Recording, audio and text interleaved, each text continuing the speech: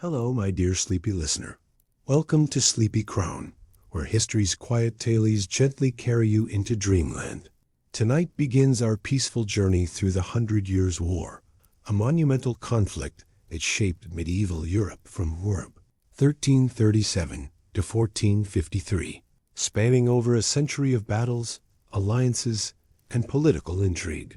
In this first part of our gentle series, we'll softly explore the opening chapters of this great conflict, from Edward III's initial claims to the French throne and the devastating victories at Crécy and Poitiers, to the early strategies that would define this epic struggle, all while the Black Death swept across Europe, changing the medieval world forever. Before you drift away into peaceful sleep, please take a moment to like this video. Leave a gentle comment about which medieval battle you found most fascinating, and subscribe to keep these soothing tales coming your way. So cozy up, close your eyes, and let these gentle whispers from the 14th century lull you into restful sleep. Whether you're new here or returning to our cozy circle, welcome to the Sleepy Crown family. We're always happy to have you here among our growing community of dreamers who love history's quieter moments.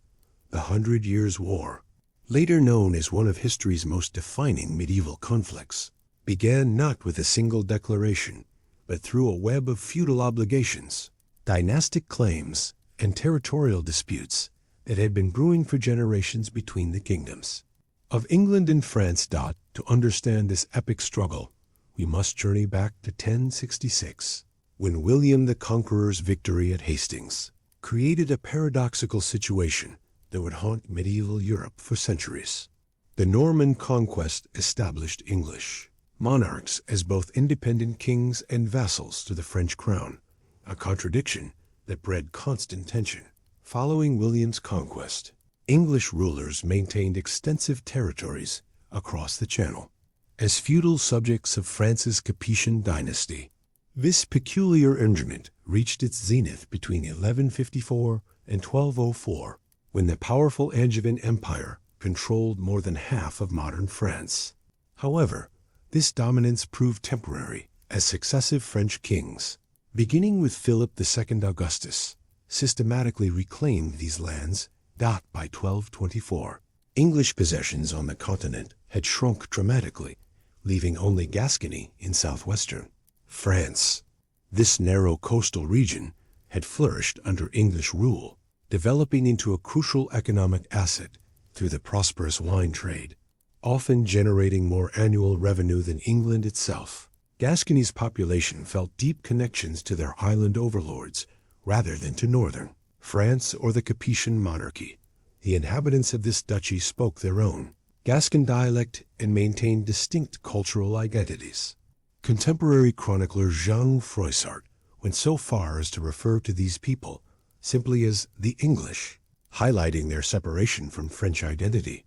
The Treaty of Paris in 1259 formalized this awkward relationship when King Henry III formally renounced claims to most continental territories while retaining Gascony, but only as a vassal, owing homage to the French crown.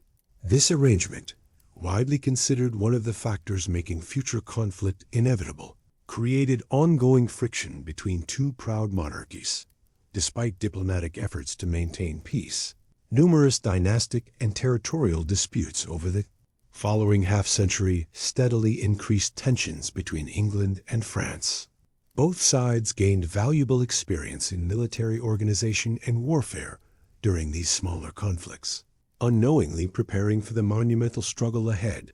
This delicate balance might have continued indefinitely, but fate intervened on January 31st, 1328, when Charles IV, the last king of the main Capetian line, died without producing a male heir. His death plunged the French kingdom into a succession crisis that would ignite over a century of warfare. Despite Edward III Plantagenet's legitimate claim as nephew to the deceased king, French nobles chose Philip of Valois, representing this cadet branch of the Capetian dynasty, to inherit the throne.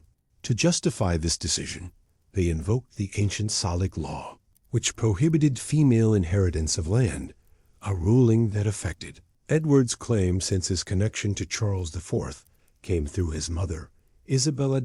At this crucial moment, Edward III was young, and England remained under the control of Isabella and her lover Roger Mortimer. Consequently, in 1329, Edward paid the required homage to Philip VI, seemingly accepting the French decision. However, this submission would prove temporary. A year later, the now adult Edward and his supporters eliminated the despised Roger Mortimer and exiled Isabella to Norfolk, allowing him to assume full control of his kingdom. The newly empowered English king immediately demonstrated his military capabilities by marching north in 1333 and crushing France's Scottish allies at Halidon Hill.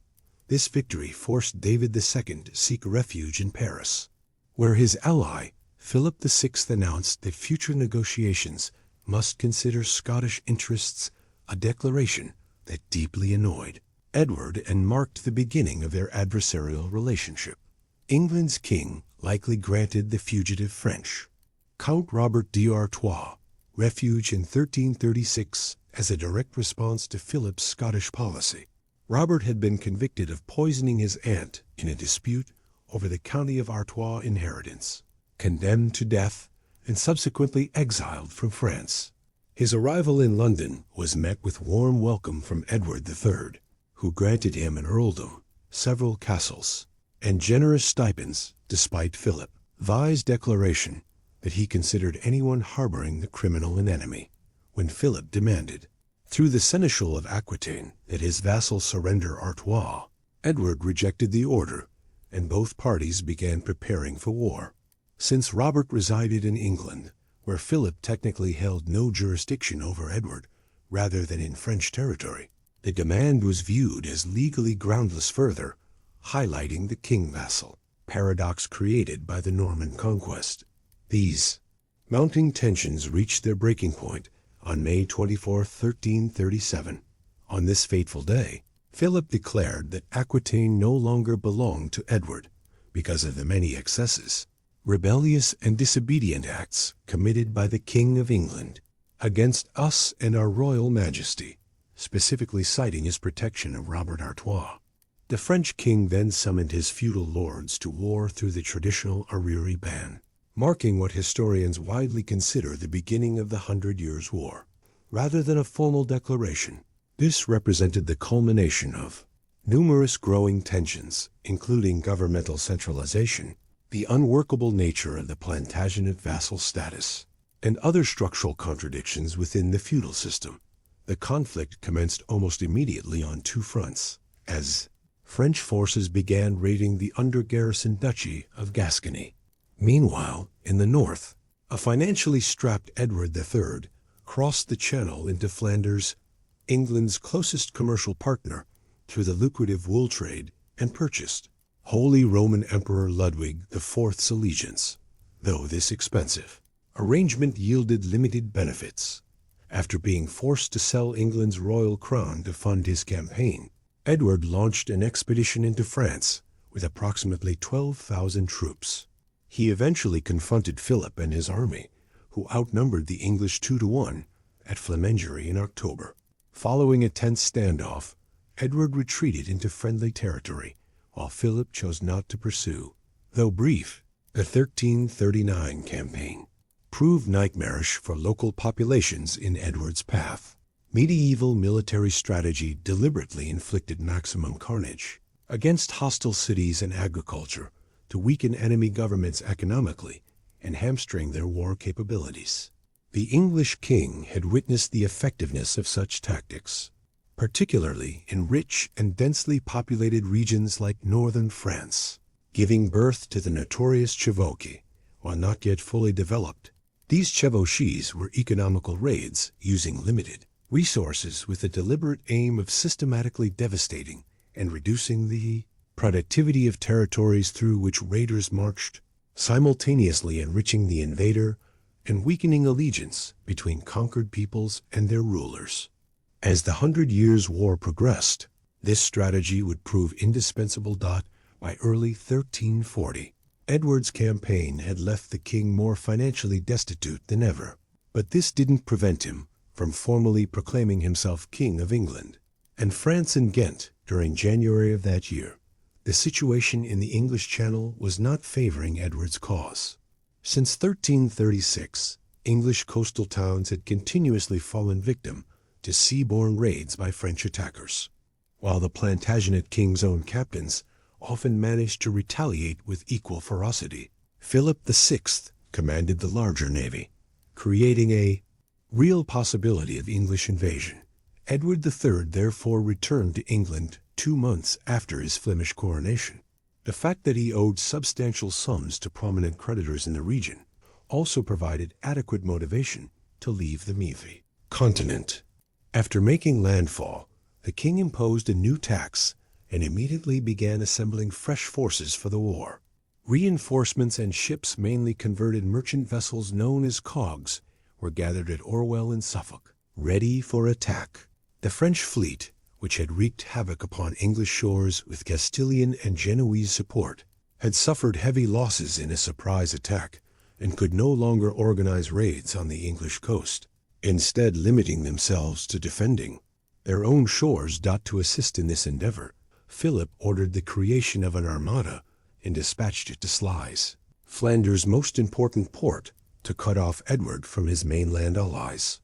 When his fleet was prepared, the English king announced, against the advice of many close officials, that he intended to attack France's 200-vessel-strong armada, anchored in modern-day Belgium, and destroy it.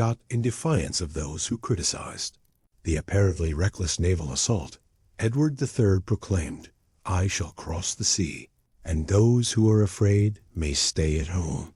He set sail on June 22, 1340, and reached the outskirts of the Zwin River estuary in the afternoon of the following day. The French fleet anchored outside. Sluys consisted of 6 Genoese galleys, 22 oared barges, 7 royal sailing ships, 167 merchant vessels, and 11 Spanish and Flemish allies, totaling 212 vessels manned by 19,000 sailors, 500 crossbowmen, and 150 men-at-arms. It was commanded by 2 knights, Nicholas Behuchet and Hugh Quiret, both lacking naval experience. The English fleet comprised 3 warships and approximately 120 to 160 cogs, but possessed more men trained in warfare. Exact numbers remain unknown, but high estimates place the combatants at 4,000 men-at-arms and 12,000 archers. The French fleet was arranged in 3 lines across the Zwin's mouth, with the largest vessels in the first line, though their tight formation came at the cost of maneuverability. Edward's spies had informed him of the French formation, describing it as like a great wood. The king decided to attack in the early afternoon of the following day, the 24th, with tide and winds in their favor and the sun at their backs. The English fleet advanced in 3 rows, with larger ships in front, having 1 vessel filled with men-at-arms for every 2 hosting longbowmen.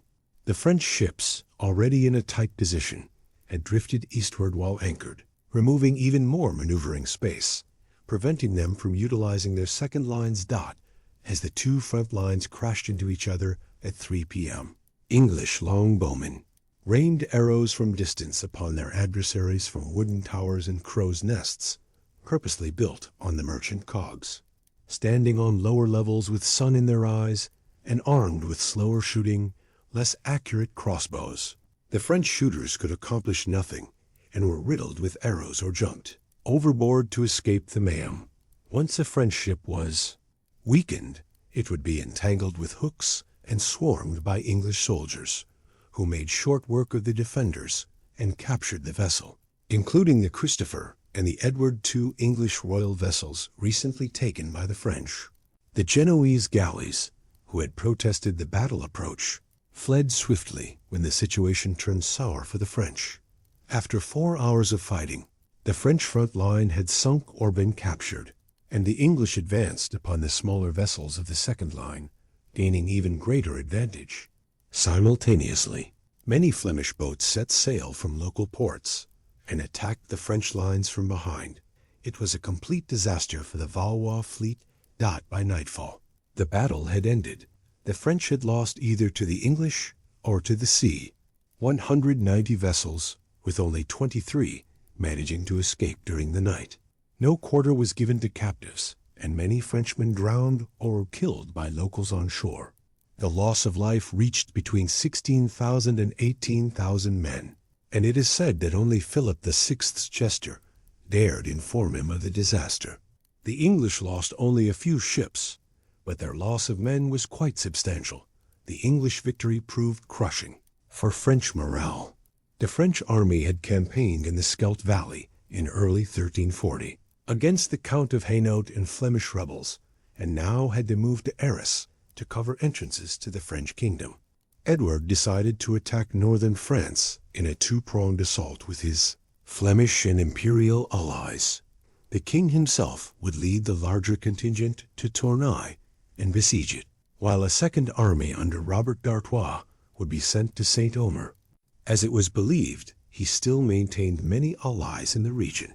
D'Artois arrived near Saint-Omer on July 16th, but he had been preceded the previous day by Eudes, Duke of Burgundy and Count of Arras. The Duke reinforced the town and was followed several days later by the Count of Armagnac, bringing the defenders' numbers to 3,000 men-at-arms and several thousand militia.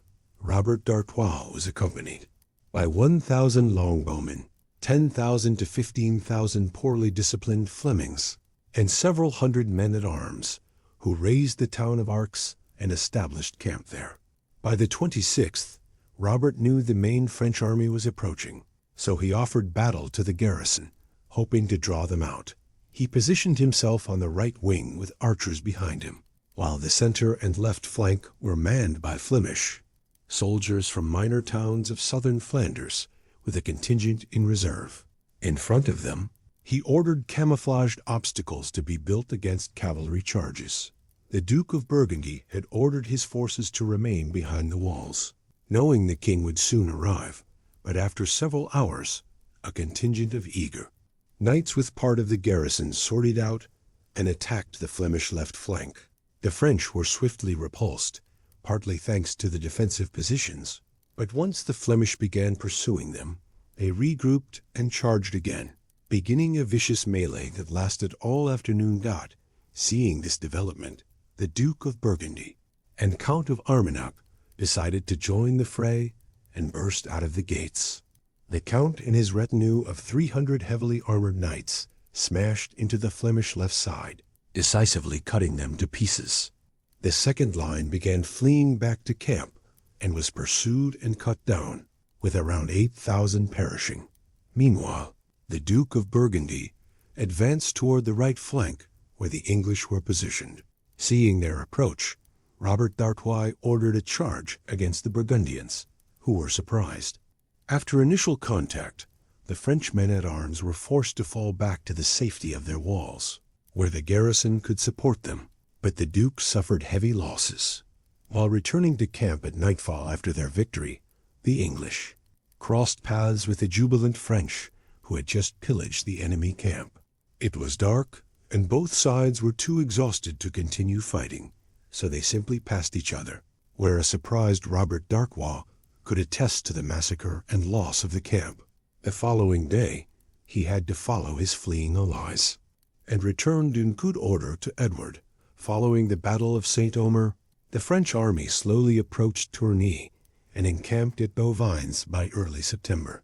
Edward and his allies had besieged the town of Tournai from July 23rd, battering the walls with siege equipment, assaulting the fortifications, and raiding the countryside, but the town stood firm, with his enemies in the vicinity, but strapped.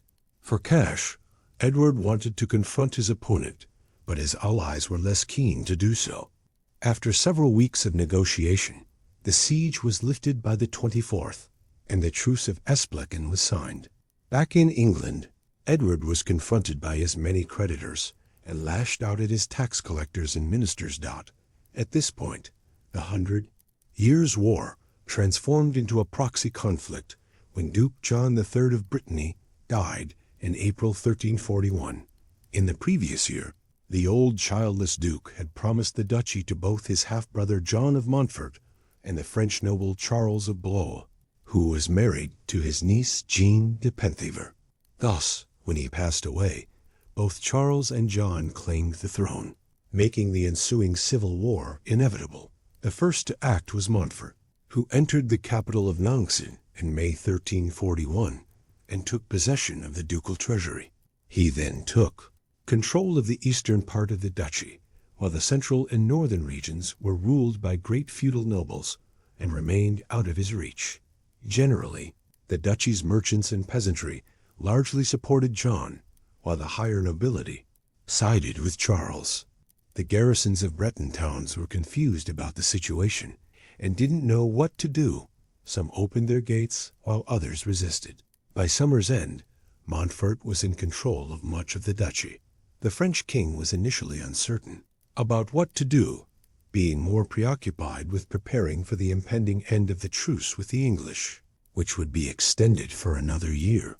Still, rumors that John of Montfort would pay homage to the English king pushed him to have the Parisian Parliament declare the duchy in favor of Charles of Blois, and he prepared for an invasion of Brittany, thus pushing Montfort further into English hands, though no help materialized that year. In autumn 1341, a strong French army gathered in the Loire Valley and advanced toward the town of Champtceau, laying siege to it.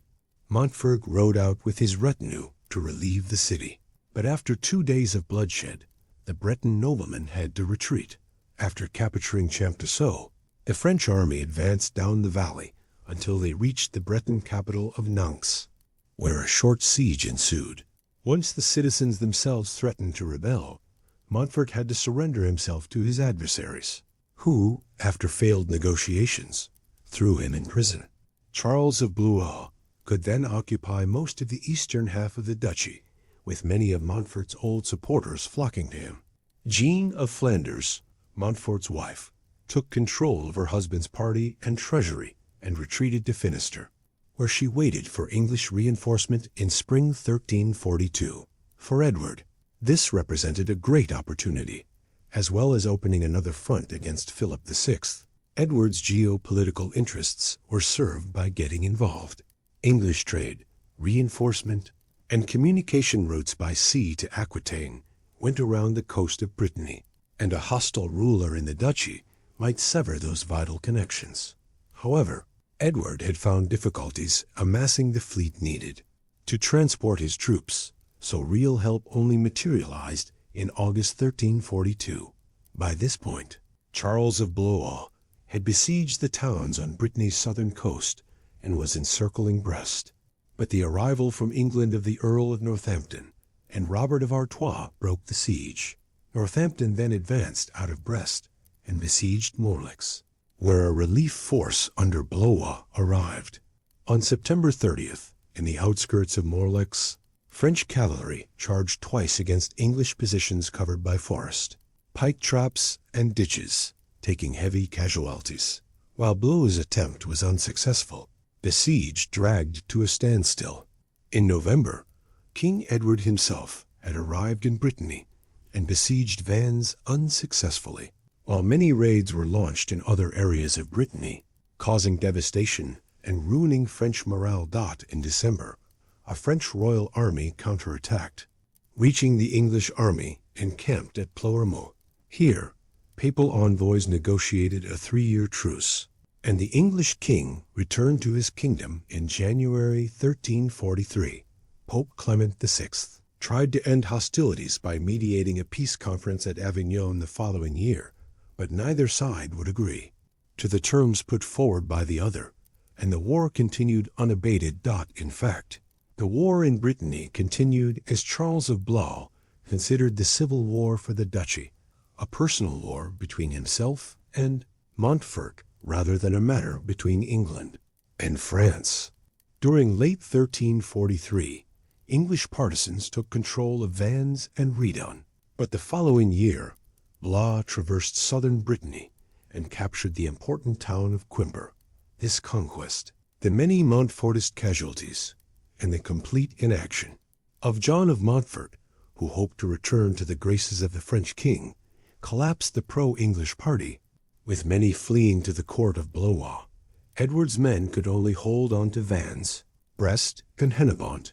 The year 1345 saw the first major English military venture into Gascony, with several thousand men under the Earl of Derby retaking Bergerac, and then defeating a French counterattack in October.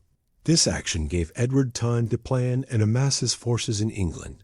He sailed from Portsmouth in July 1346 and landed at the Norman town of La Hogue with a large army, much to the surprise of the local population. This new theater of war in Normandy was virgin land heretofore untouched by the conflict, and because of that, its devastation would massively affect any taxation that the Valois king hoped to extract from it. In addition, the destruction would diminish Philip's prestige and hopefully goad him into an ill-considered battle. Whether Edward actually planned to campaign in Normandy is a matter of debate, with some historians claiming that the plan was to campaign in Gascony, but was thwarted by unfavorable winds. Whatever the case, the English army rested for the night, and then set off at dawn, launching a blistering chevauchée throughout the Cotentin Peninsula. Normandy's rich countryside was intentionally ruined mills. Barns and orchards were burned while barrels of wine were smashed or stolen. Nothing was to be left for the French. Edward III reached Caen on July 26th, but despite accepting the garrison's surrender, his army raped, plundered, torched, and killed without quarter. When the three-day sack was complete, 3,000 townspeople were dead, and the king began sending barges filled with looted riches back to his kingdom. As a wave of terrified refugees fled before him, the English king marched inland toward Paris. At the same time, Philip VI had received word of the landing and was massing a large army near St. Denis. However, it wasn't ready for battle yet, and therefore couldn't intervene as Edward reached Poitiers, from where he sent raiding parties out to burn St. Cloud and St. Germain within sight of Paris's very walls. The English had shown Philip's subjects that he couldn't protect them and began marching north again, but now the French army began chasing them and only narrowly missed an opportunity to pin Edward on the Somme south bank. After he managed to cross, the now campaign-hardened army of England encamped in the forest of Crécy.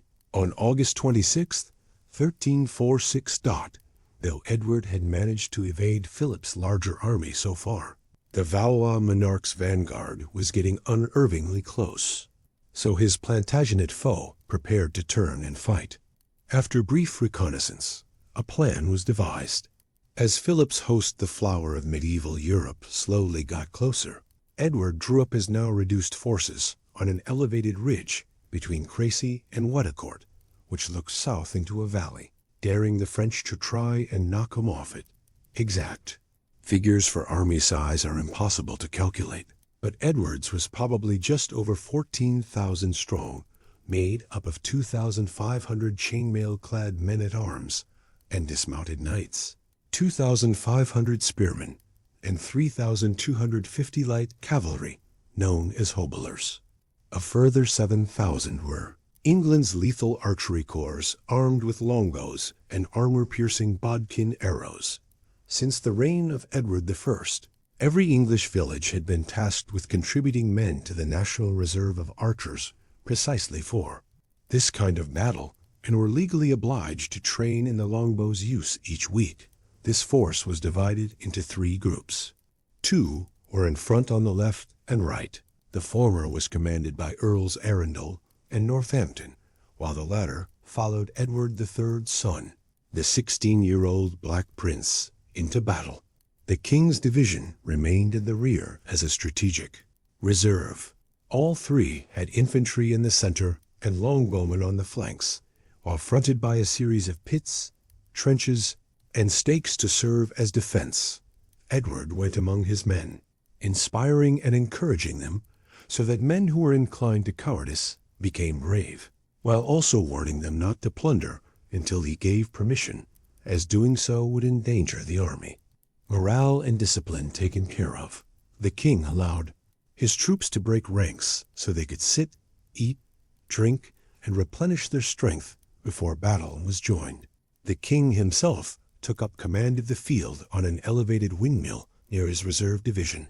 Philip's strung-out French army began its approach by late afternoon, consisting of just over 30,000 troops, 12,000 mounted knights, 12,000 infantry, and 6,000 crossbowmen. Since the sun was about to set and the army was exhausted from the day's march, Francis Valois king intended to heed the counsel of his outriders to encamp for the night and attack at dawn, when the soldiers would be better rested and prepared. However, a combination of chivalric pride and Philip's lack of control created a situation where he had to attack. It was close to 6 p.m. by the time Valois contingents began their assault, first to advance up the ridge were the Genoese and French crossbowmen, who lacked their protective pavis shields. As they went forward, a short but incredibly intense thunderstorm soaked the battlefield, slowing them down. The English longbowmen had the longer range, and as soon as the crossbowmen were within it, they stepped forward and let loose a storm of arrows, slaying a great number of their French counterparts and setting the rest to flight. Witnessing what they saw as detestable cowardice from their fleeing skirmishers, the Count of Alencon bellowed, "Ride down this rabble who block our advance." At which point the first contingent of knights charged forward and unceremoniously cut down their own infantry. This pointless exertion bogged down the knightly advance and left it struggling at the base of the ridge.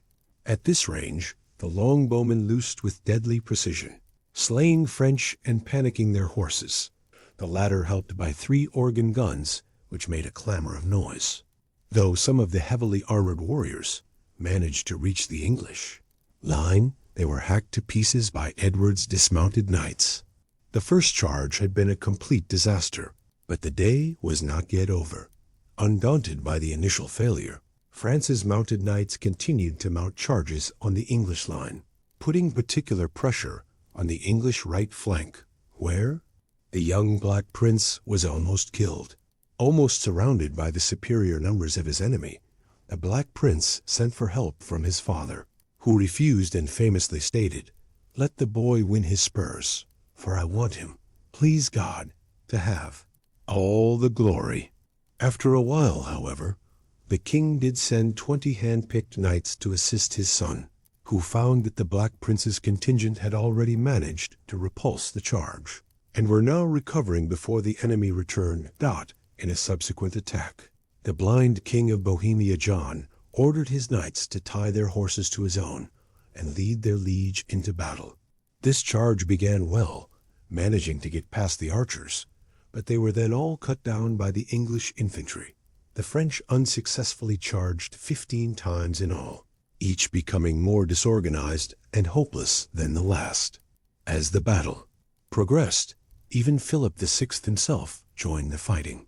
He was injured by an arrow and had more than one horse killed under him before the battle finally calmed. Witnessing the disaster that was unfolding, one of the Valois king's vassals persuaded him to withdraw. He did so reluctantly, fleeing with what was left of his army to a nearby royal chateau, and then all the way to a mien stat in the dark. The English slept on their ridge, not realizing just how much of a terrible toll they had inflicted on the French. They had lost less than 100 men, while Philip had lost over 10,000, including 1,500 lords and knights. While Edward III's tired troops were in no position to chase Philip, he had gained a great victory and wanted to exploit it. After having buried the French princes who fell in the battle, the English army marched north, sacking the countryside and unwalled towns until they reached the town of Calais, close to allied Flanders, easy to resupply and reinforce from England, and with a port, Calais was seen as the best gateway to enter France in future endeavors. Edward began the siege of the town on September 4, 1346, which was defended by Jean du Fausseau and Jean de Vienne. A great encampment was built nearby, and trenches and fortifications were constructed around the main pathways to defend from French relief forces and to starve out the city, while reinforcements and supplies arrived from England and Flanders with a huge operation of transporting food and clothes. Small raids were also launched into the interior. Meanwhile, taking advantage of the French attention to the north, the Earl of Derby, now Earl of Lancaster, expanded English control in Gascony. He then launched in September a three-pronged attack into the French heartland, two to expand the Gascon border, and another to sow confusion in Paris. Lancaster led north, a chevauchée that sacked the opulent city of Poitiers and other nearby towns before returning to his base in Gascony. Further good news for the English came that a Scottish invasion prompted by France had been crushed at Neville's Cross near Durham in October, and the Scottish king and many of his nobles had been captured. The attack on two fronts completely paralyzed the French state, unable to decide on which front to concentrate. The successes in disturbing English supplies were minimal, and any serious military action was postponed. The siege of Calais dragged on during the winter, with neither side being able to gain the upper hand. The French managed to resupply the besieged men by sea, while Edward launched numerous unsuccessful assaults at the city walls supported by cannons and stone throwers. Desertion and sickness decreased the numbers of the besiegers.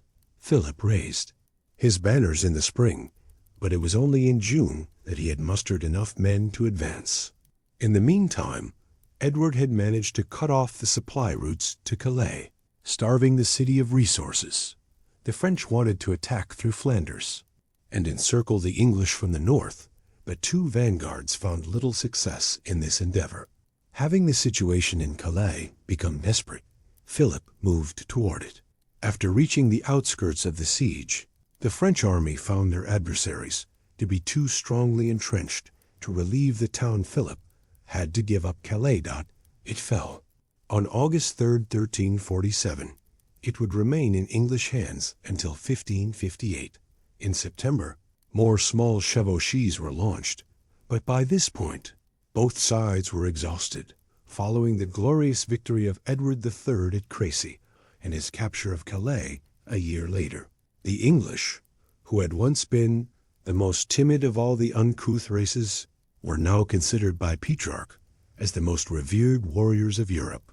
Nevertheless, such glory didn't pay Edward's bills, and the war's massive cost convinced the king to withdraw from the continent and return to England after the Truce of Calais was agreed on September 27, 1347.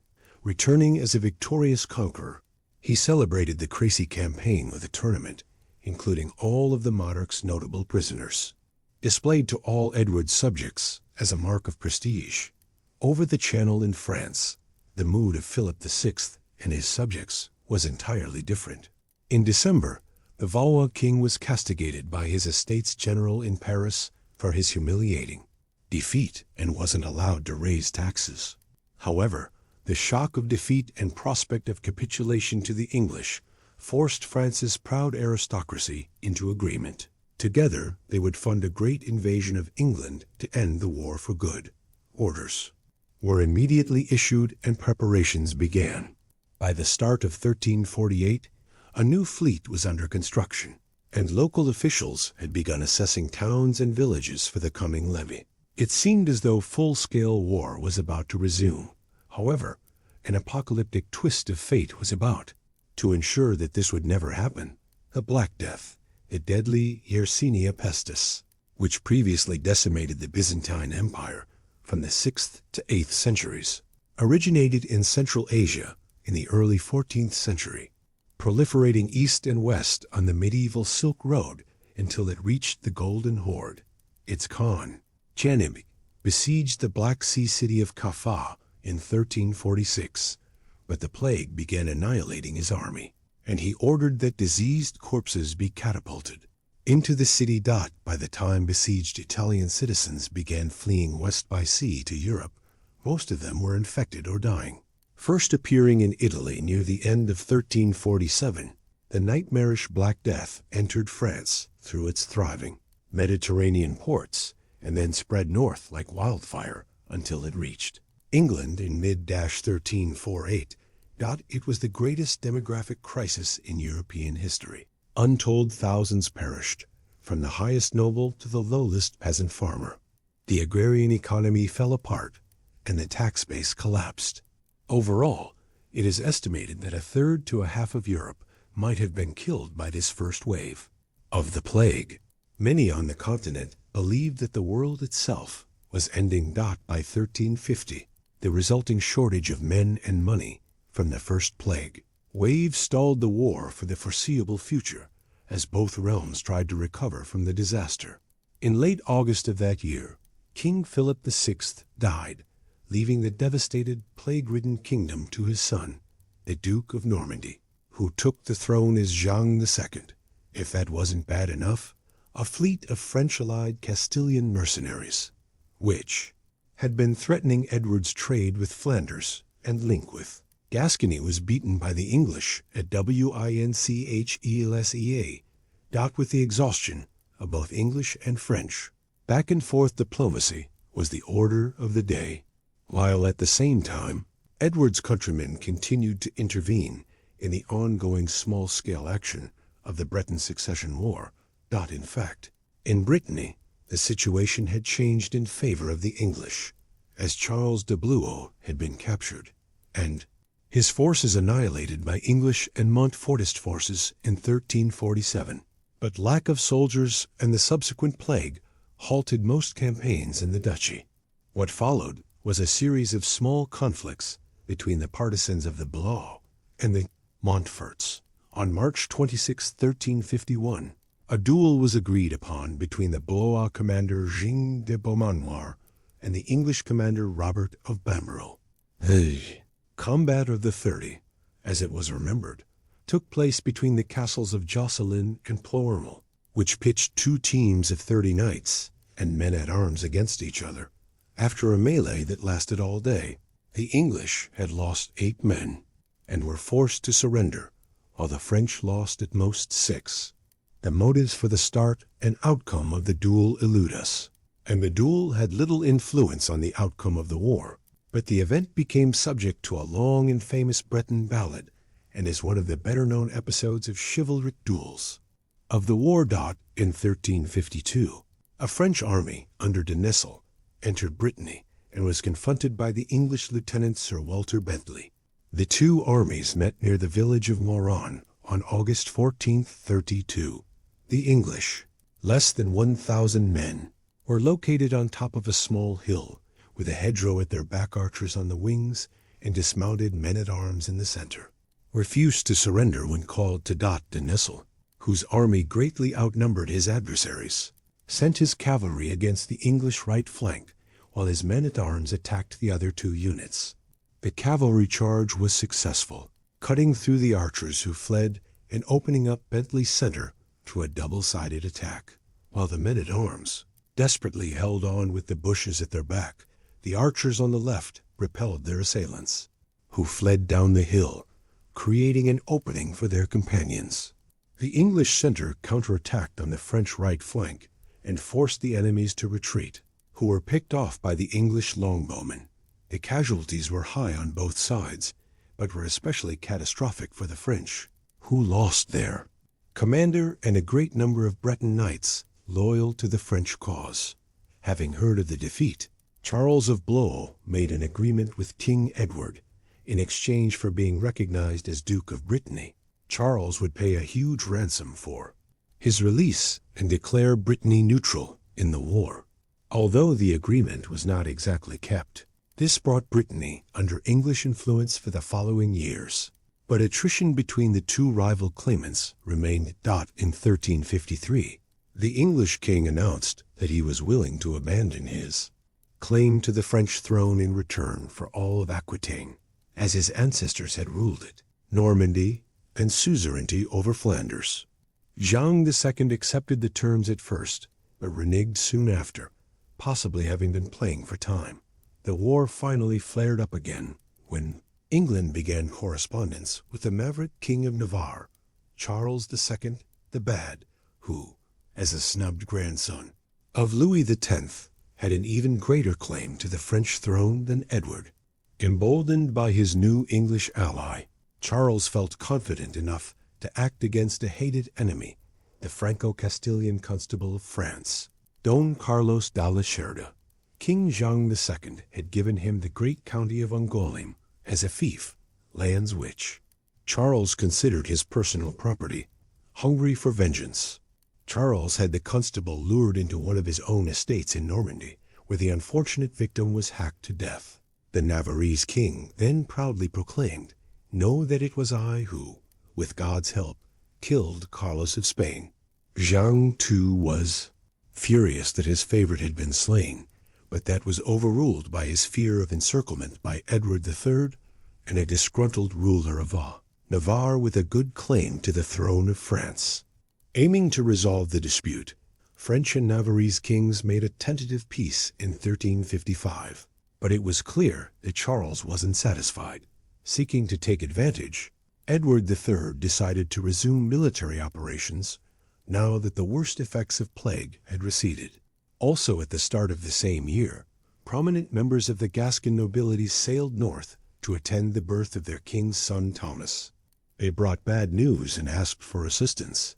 Ever since 1352, Edward's hereditary lands in Gascony had been under continuous attack by the French king's lieutenant in the southwest, Count of Armagnac, Jean I.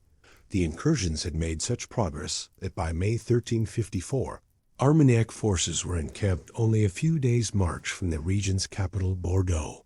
The understrength Gascons needed help, so the English king ordered his son Edward of Woodstock to raise an army and sail to southern France. The Black Prince and his 2,700 professional English troops arrived in Bordeaux in September 1355 and absorbed further 4,000 Gascon reinforcements.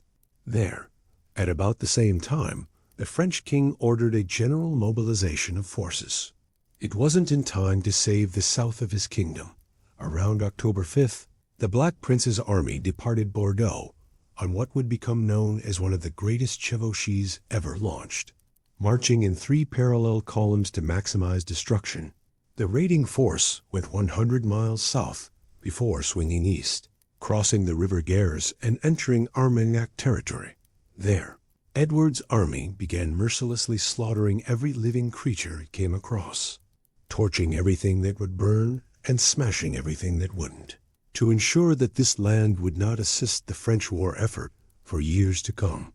His foe, the outnumbered Count of Armagnac, remained in fortified Toulouse as his enemy, passed by, watching as they forded 2 nearby rivers, and arrived at Carcassonne on November 2nd. That city attempted to bribe the Black Prince with 250,000 gold coins, but he responded by ravaging its suburbs before moving on, reaching Narbonne on the Mediterranean coast by the 8th. After desolating its entire outer city and agricultural hinterland, the Prince of Wales's army withdrew back toward Gascony, shadowed by but not challenged by 2 smaller French armies. While only suffering minor casualties, this great raid had destroyed over 500 settlements, drastically reduced Jean II's tax revenue, and doomed his military reputation. With his soldiers billeted along Gascony's northern marshes, the Black Prince occupied the winter with administrative and governmental matters in the duchy, dealing with friendly feudals and internal disputes within the Gascon lands. While he was doing this, both sides embarked on small-scale military expeditions, taking and retaking castles. The French are said to have retaken 30 fortifications during this time, the level of success that the first chevauchées enjoyed, and the fresh reinforcements from England and from new allies in northern Gascony made it clear that a second assault into the French lands would be undertaken. The prince departed northeast from Bergerac with his army on August 4, 1356, arriving first at Périgueux and then Rainford, Brantôme, Quisser, Nontron, Rochechouart, and Lestrops, all within 10 days of setting off, despite once again leaving a swath of destruction in its wake. When the Black Prince's army reached Belleck on August 16th, it was ordered to do no damage at all, as it belonged to the noble related to the English royal family. After leaving Belleck, the English started to encounter more French resistance as the population began to fight back. Nevertheless, on the 24th, Edward reached Issoudun but failed to take the fortified city, moving on after razing its suburbs. 4 days later, as the army was nearing Viersen, a flying column of 200 raiders skirmished with a French reconnaissance party and took a few prisoners. From them, they learned that, to the north, Jean II was rallying a massive army and was about to march against the Black Prince Dot. To see why Jean had been delayed so much, we'll have to turn back the clock a bit, too. Early 1356, where events in the north of France were considerably impacting the situation. Since his tenuous peace with the French king, Charles the Bad had managed to pry even more concessions from the monarch by intentionally spreading rumors that he was going to flee to Edward III, thereby increasing Jean's desperation to keep him in line. However, this time the Navarrese king pushed his luck too far, as his amiability with the French Dauphin Charles made King Jean paranoid that they were plotting to overthrow him. So in April 1356, the French king stormed into Rouen with his men, beheaded 4 supposed conspirators, and imprisoned Charles. This led to an alliance between the latter's brother Philip and the King of England, which in turn gave Jean the excuse. He needed to confiscate Navarrese holdings in northern France. On July 12th, he began trying to take them by besieging the town of Brétigny, a move which locked the king in place while greater threats were materializing to the north and south. As the Black Prince was preparing another destructive chevauchée, while Normandy itself was invaded by Henry, Duke of Lancaster. This was designed to split French attention more than anything else. And after resupplying a few of Philip's besieged castles, Lancaster went to Penthever in order to continue his distraction tactics. To his credit, at this critical juncture, King Jean II acted decisively. After a month of his pointless siege of Brétigny, he realized that events in the south desperately required his immediate attention and concluded the siege by paying the Navarrese to surrender. With that done, the Valois king marched to Chartres and called his nobles to service. The Prince of Wales learned of this during the 3 days his army remained in plundered Viersen, and realized that he was about to be chased. Knowing that he had to get back to friendly territory as soon as possible, Edward immediately started withdrawing west along the Cher River, but was delayed for 5 days in a siege at Romorantin and a further 4 days waiting for the Duke of Lancaster's unsuccessful attempt to link up with him. All of this gave Jean's army the time it needed to catch up with the Black Prince's plunder-laden forces. And by the time the latter reached La Haye, his enemy was only a day's march behind. Rather than coming up behind the English, Jean, using his better knowledge of the area, decided to remain east of the Vienne River and then cross at Chauvigny with a cavalry-heavy portion of his army. When the prince learned he'd been overtaken, on the 16th, he tried to march off-road to evade Jean, but an encounter the next day between outriders at La Chevauchées made it clear there was no real chance of flight. The battle was inevitable. Edward's army camped for the night in a nearby forest. They emerged the next day and seized a hilltop position about a mile in front of the French, who had spent the night camped in battle formation. Compared to the great medieval hosts which had done battle at Crécy a decade earlier, the armies facing off near Poitiers in late September 1356 were small, perhaps due to the effects of the plague and war exhaustion.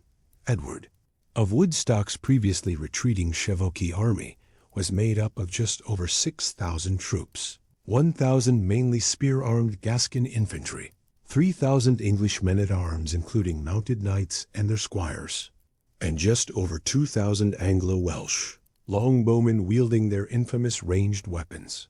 These troops were divided into 3 mixed divisions of 1,500 soldiers, each on the left, right, and in the center, while about 1,000 remained in a rearguard. Reserved opposite him, the French king's magnificent army had 3,000 infantry and 8,000 mounted knights, but the majority were ordered to dismount due to Jean's fear of a second Crécy taking place. Only an elite contingent of several hundred remained on their steeds. That French cavalry and crossbowmen were on the right, commanded by Marshal Arnoul d'Audriam, while manning the left were some Franco-German cavalry and more missile units under Marshal Jean de Clermont. The majority of dismounted knights and peasant infantry were arrayed in 3 central lines of battle, one in front of the other. They were led, from front to back, by Charles, Dauphin of France, Philip, Duke of Orleans, and King Jean II himself. Respectively.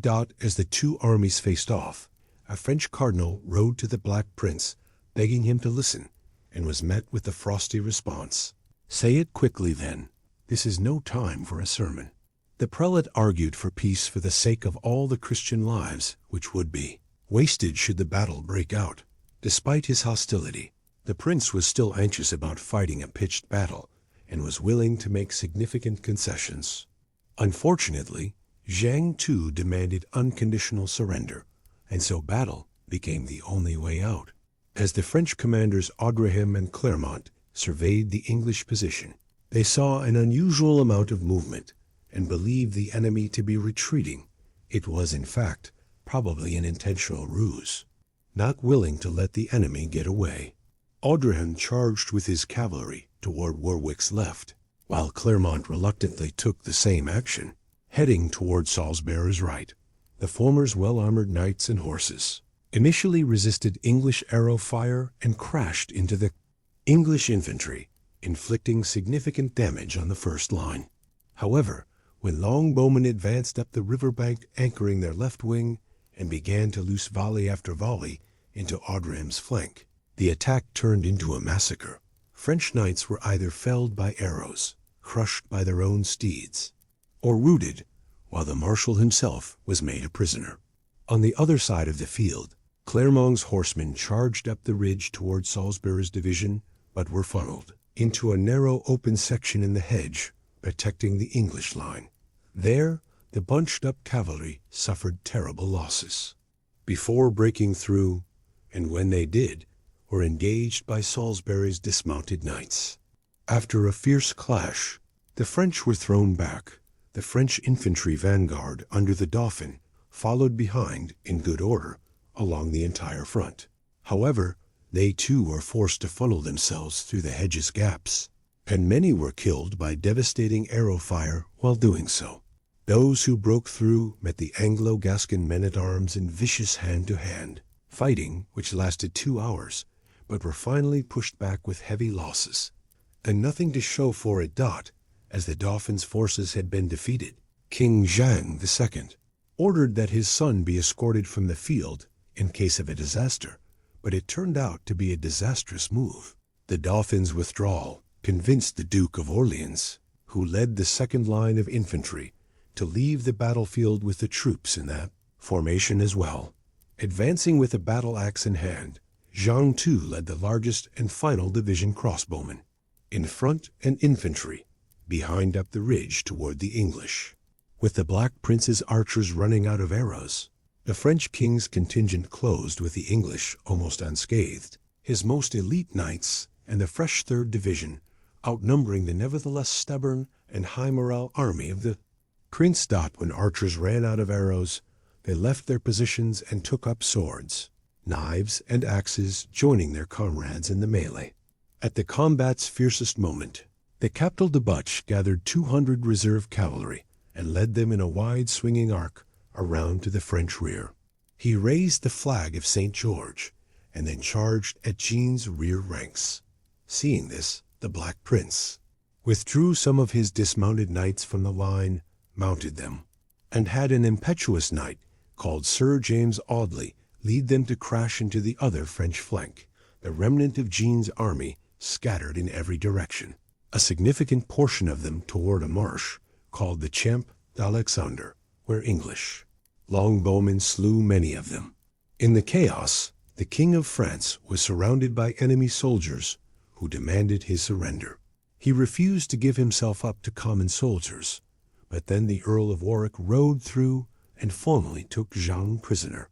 All in all, while the English suffered minimal losses, probably around 100 or 2, the French had lost at least 2,500 dead, including Clermont and many other nobles. Around 3,000 were also taken prisoner, including the French king himself. who was led to the Black Prince with full medieval honor. When the Black Prince removed his royal Valois prisoner from France, he also removed the anchor which kept the ship of state afloat. As military historian John Corrigan stated in his book, A Great and Glorious Adventure, France was effectively in a state of civil war. The 3 years following Poitiers were some of the worst in French history. Rabid discontent with the government spread like a plague among the nobility, and Paris's Third Estate even asserted its authority under the provost of the merchants of Paris, Etienne Marcel. This wasn't the end of it. Demobilized soldiers, deserters, and common bandits from England, Gascony, France, and even further afield went renegade and formed so-called rowdiers or free companies. These bands of armed men roamed and ravaged the lawless countryside almost at will, serving any who would pay them, and sometimes even setting themselves up as robber barons in their own right. They would remain a problem for decades to come. Even in lands where feudal control was maintained, it didn't do France any good. Extortionate ransom payments paid to the English for the swath of high-born prisoners taken at Poitiers prompted a ruthless tax hike, and this finally inflamed the peasants into revolt. A horrific bloodletting, known as the jacquerie, began in the Jacquerie Oise Valley, with peasants lynching and murdering any noble they could get their hands on. The uprising lasted for weeks before Charles of Navarre brutally put it down. Threatened by another large assault by Edward III, the beleaguered Dauphin signed the Treaty of Brétigny in October 1360, giving the Plantagenets all of Aquitaine, Ponthieu, and Calais in return for the English king's renunciation of his own claim to the French throne. In addition to a £600,000 ransom for Jean's return, when 2/3 of the ransom had been paid, Jean II was allowed to return to France. However, one of his imprisoned sons escaped contrary to the agreement, which prompted the French king to voluntarily return to Edward's captivity in exchange for the younger Valois. He finally died there in 1364 and was succeeded as king by Charles. Thus ended the first phase of the 100 Years' War, with England at the height of its continental power, controlling vast territories in France. Yet the seeds of future conflict had already been sown, and the war would continue in new forms under new leadership in the decades to come. As you drift off to sleep tonight, let your mind wander through these misty medieval battlefields, where the clash of steel and the thunder of hooves echo across the centuries. In our next peaceful episode, we'll explore how Charles V, the Wise, would transform France and begin the long process of reclaiming these lost territories. Charles V, later known as Charles the Wise, ascended to the French throne in 1364, during one of the darkest periods in his kingdom's history. The devastating defeats at Crécy and Poitiers had shattered French military confidence, while the Treaty of Brétigny had stripped away vast territories. Yet this intelligent and methodical monarch would revolutionize French military strategy and begin the long process of reclaiming what had been lost. The coronation of the young king was preceded by an important success. Following the death of the last Capetian Duke of Burgundy in 1361, the duchy had returned to the crown lands, and John II had given the title to his son Philip the Bold. Another pretender to the duchy was the Navarrese King Charles, whose claim was ignored. Insulted by this snub and harboring rancor against the French crown from his previous years of unsuccessful scheming, he decided to prepare an army under the command of Captal de Buch. The army departed from the landlocked nation of Navarre in spring 1364 for Normandy, traversing the lands of the Black Prince. From here, the goal was to threaten Paris and have the title assigned to him. Unfortunately for the Navarrese, the young king had an army to deal with rowdiers in Normandy, under the command of the son of a minor Breton nobleman, Bertrand de Guesclin. The man had risen to fame as a formidable guerrilla commander in Brittany in the previous year, fighting in the many small raids that had taken place there in the previous decade. The French launched a preemptive strike against many of the Navarrese positions in Normandy where Charles was Count of Evreux. When Captal de Butch arrived in Evreux, he hastily called to him the local forces loyal to him and English routiers. Assembling an army of around 2,000 knights, they marched out of Evreux toward the town of Vernon, where they found Guesclin, with 1,200 men on foot, in front of a bridge near the hamlet of Coquerel. Both armies set up camp and waited for 2 days for either side to make a move. On May 16th, the French began to retreat over the bridge, probably because they had exhausted their supplies. Seeing this, and not wanting to let his foes escape him, Captal de Butch sent a small contingent to blockade the bridge, while the rest of his Navarrese and Gascon knights charged the main body of the royal army. Having a numerical advantage, de Butch's men had the upper hand over the French men supported by Gascon and Breton routiers. Suddenly, a Breton reserve that had not initially joined the fray smashed into the side of the Navarrese, scattering their lines and forcing them to retreat. Leaving their commander on the battlefield to be captured, the victory came 3 days before the coronation of Charles V and was crucial to constraining the power of Charles the Bad, who, following the defeat at Coquerel, lost his capability to seriously threaten the French crown.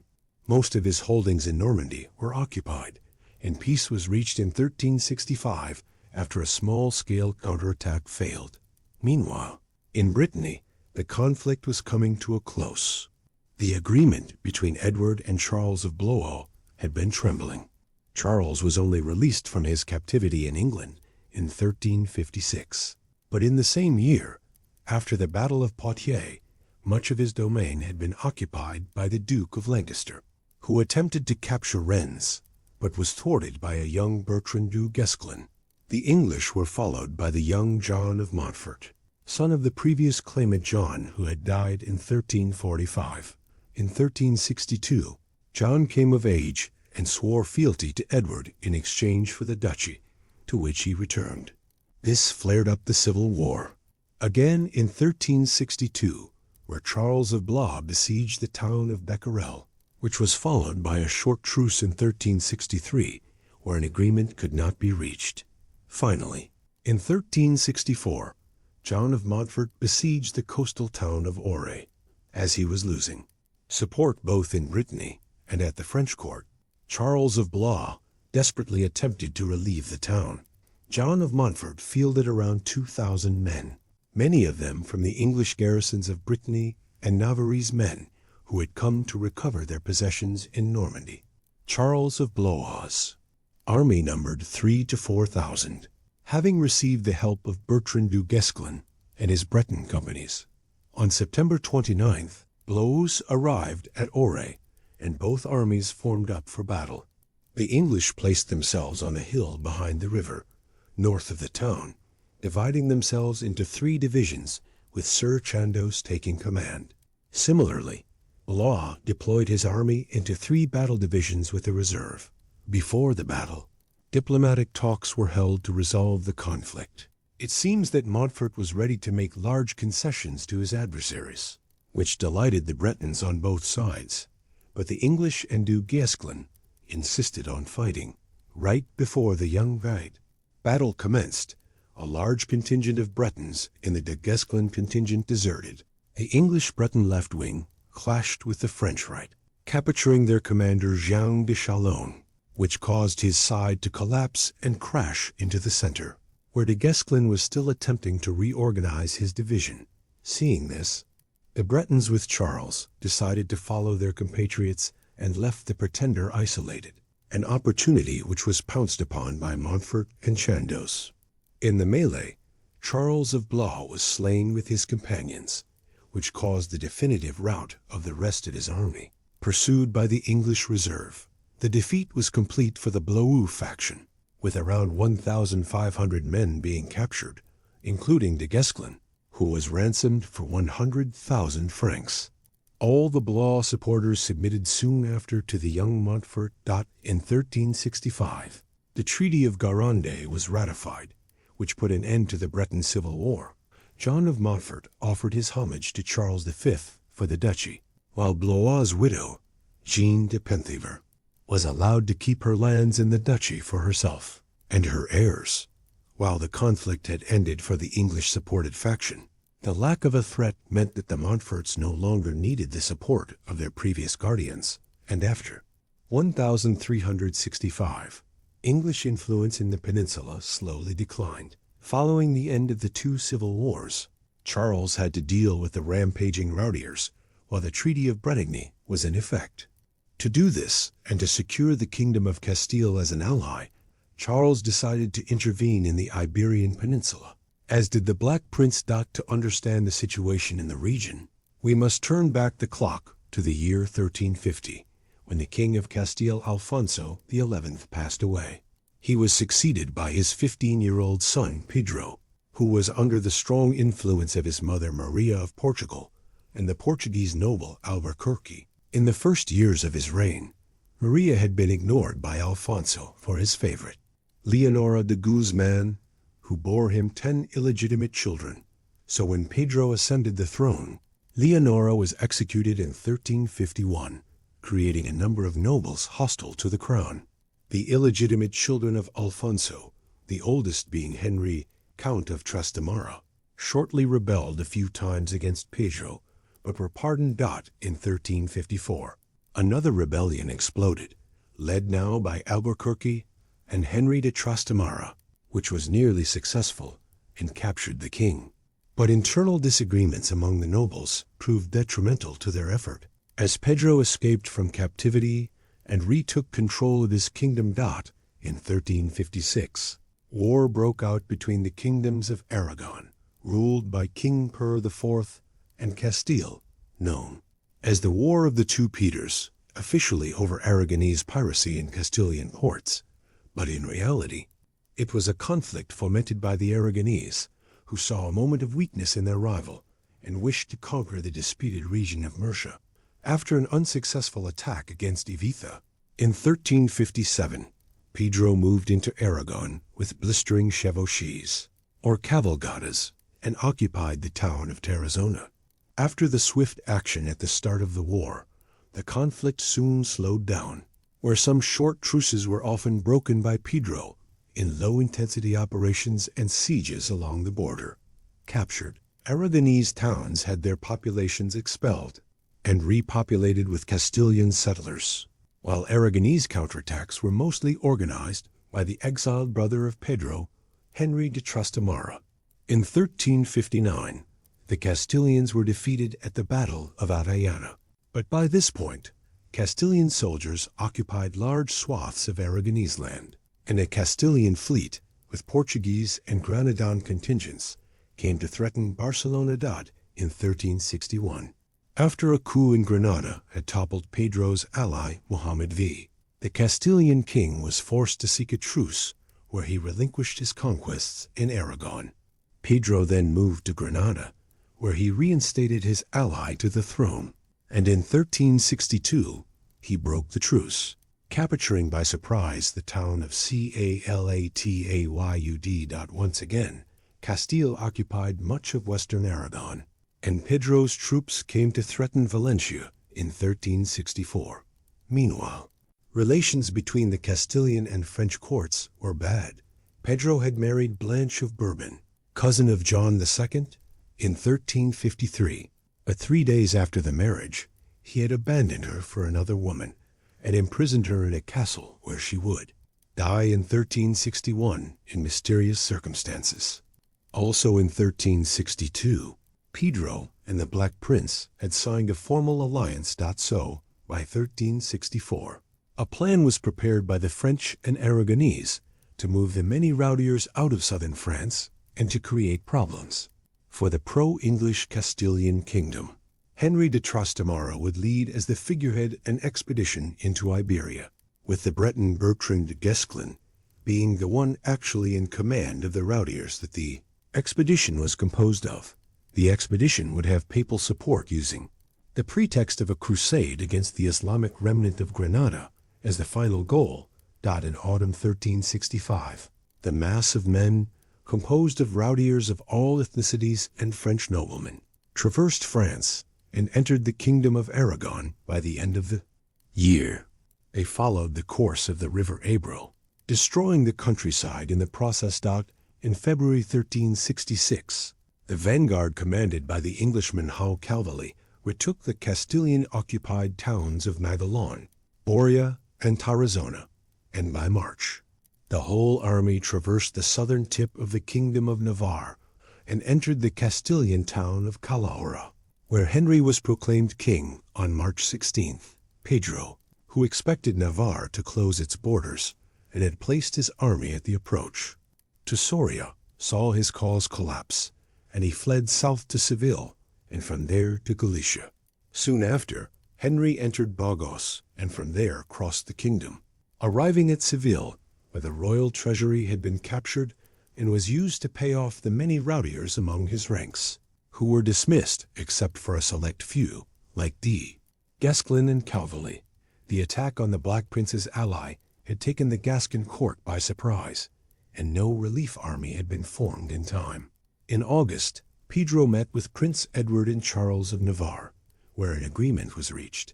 Gascony would organize an army to retake the Castilian throne, and Navarre would allow free passage. In exchange, Pedro would reimburse the cost of the whole expedition and cede the Basque provinces to his allies. In January 1367, a heterogeneous army of around 8,000 to 10,000 men, composed of many of the same men who had participated in the Gascoigne's expedition the previous year, traversed the Pyrenees and entered Castile. Henry's position was extremely precarious, much like his rival had been just 12 months before. He had dismissed most of the troops that had accompanied him, and his treasury was exhausted. Many towns and nobles flocked to Pedro's side as news of his arrival filtered from Gascony. The invaders' plan was to flank north around the main approach to Burgos, the old capital of Castile, to surprise the enemies, but the land was barren and hard to forage on, so once they reached Vitoria, they found their road barred by the Trastamara army. After a stalemate, at the end of March, the Black Prince moved south and encamped at the town of Logroco, while Henry shadowed them to the town of Nájera. Going against his military advisors, Henry decided he needed a victory to save face and stop the hemorrhaging of support in his lines. On April 1st, he advanced toward his enemies and left his entrenched position behind the river Nájera to take up a new one behind the smaller stream Yaldi. The following day, Pedro and the Black Prince moved out of Logroco and encamped at Navarrete. The invading army numbered around 8,000 archers and men-at-arms, formed up as follows. The vanguard was commanded by a young John of Gaunt and Sir Chandos, where 3,000 English and Gascon rowdiers and the majority of archers were located. Both wings, approximately 2,000 men each, were composed on the left by the men of the Count of Foix, who was also in command with Captal de Butch, while the right was led by the Count of Armagnac and Lord of Albret at the head of their retinues. Finally, the main body under the Black Prince himself numbered in the 3,000 and was composed of Gascon and English knights, other rowdiers, and companies of Navarrese and Majorcans, Pedro's loyalists, Castilian defectors, and Aragonese outcasts. The Castilian army was only around 4,500 men, of which 1,000 were French and Breton men-at-arms under de Gascoigne and other French rowdiers. Similarly to his opponent, the Trastamara army had a vanguard with the French men-at-arms accompanied by the best Castilian knights who fought dismounted, and a handful of missile troops and mustered recruits. Right behind it was the main body under Henry, composed of around 1,500 Iberian men-at-arms and infantry. A group of 1,000 light cavalry was placed on the left flank, while the right wing was composed of another 1,000 men from Aragon under the Count of Denia, cousin of King Per. On April 3rd at dawn, the Black Prince marched his army out of Navarrete. Instead of taking the main road as his opponents expected, Edward went north around a steep ridge and fell upon his unprepared enemies from a position that took them by surprise. The first to react to this was the Gascoigne, who in good order managed to reposition his men to confront the enemies. While his contingent performed the maneuver with ease, Most of the Castilian infantry and part of the light cavalry began to flee. Seeing this, the Breton commander ordered them to charge out of their position, and they clashed against the English vanguard, where the fresher defenders found initial success. But soon their adversaries found their footing, and the battle devolved into a fierce melee. The Castilian left under Don Tello, brother of Henry, tried to come to the rescue of their companions, but were met by the arrows of the enemy right flank. Unarmored horses were cut down by the hail of missiles, and the attack became first a retreat and then a complete rout. Henry tried the same with the remaining cavalry, first thrice against the English left, and then against the main body, where their horses fell. At the same time, the wings of Edward's army fell upon the Trastamara vanguard. Isolated, the different parts of the army were crushed, while the main Castilian body, who did not participate in the battle, was then attacked, routed, and massacred as they attempted to flee. The defeat of Henry was total, and around half of his army was killed, while the English only suffered light casualties. Most of the French Castilian command was taken captive, who were nearly hunted for their ransom, but not Henry himself, who managed to flee to France. Following the victory, Pedro swiftly reoccupied the Kingdom of Castile, but he continuously delayed the cession of the Basque provinces and was unable to reimburse the Duke of Gascony, which crippled the Gascon finances for decades, since much of the sums for the invasion had been anticipated by Edward himself. He could do little but return home by the end of the summer.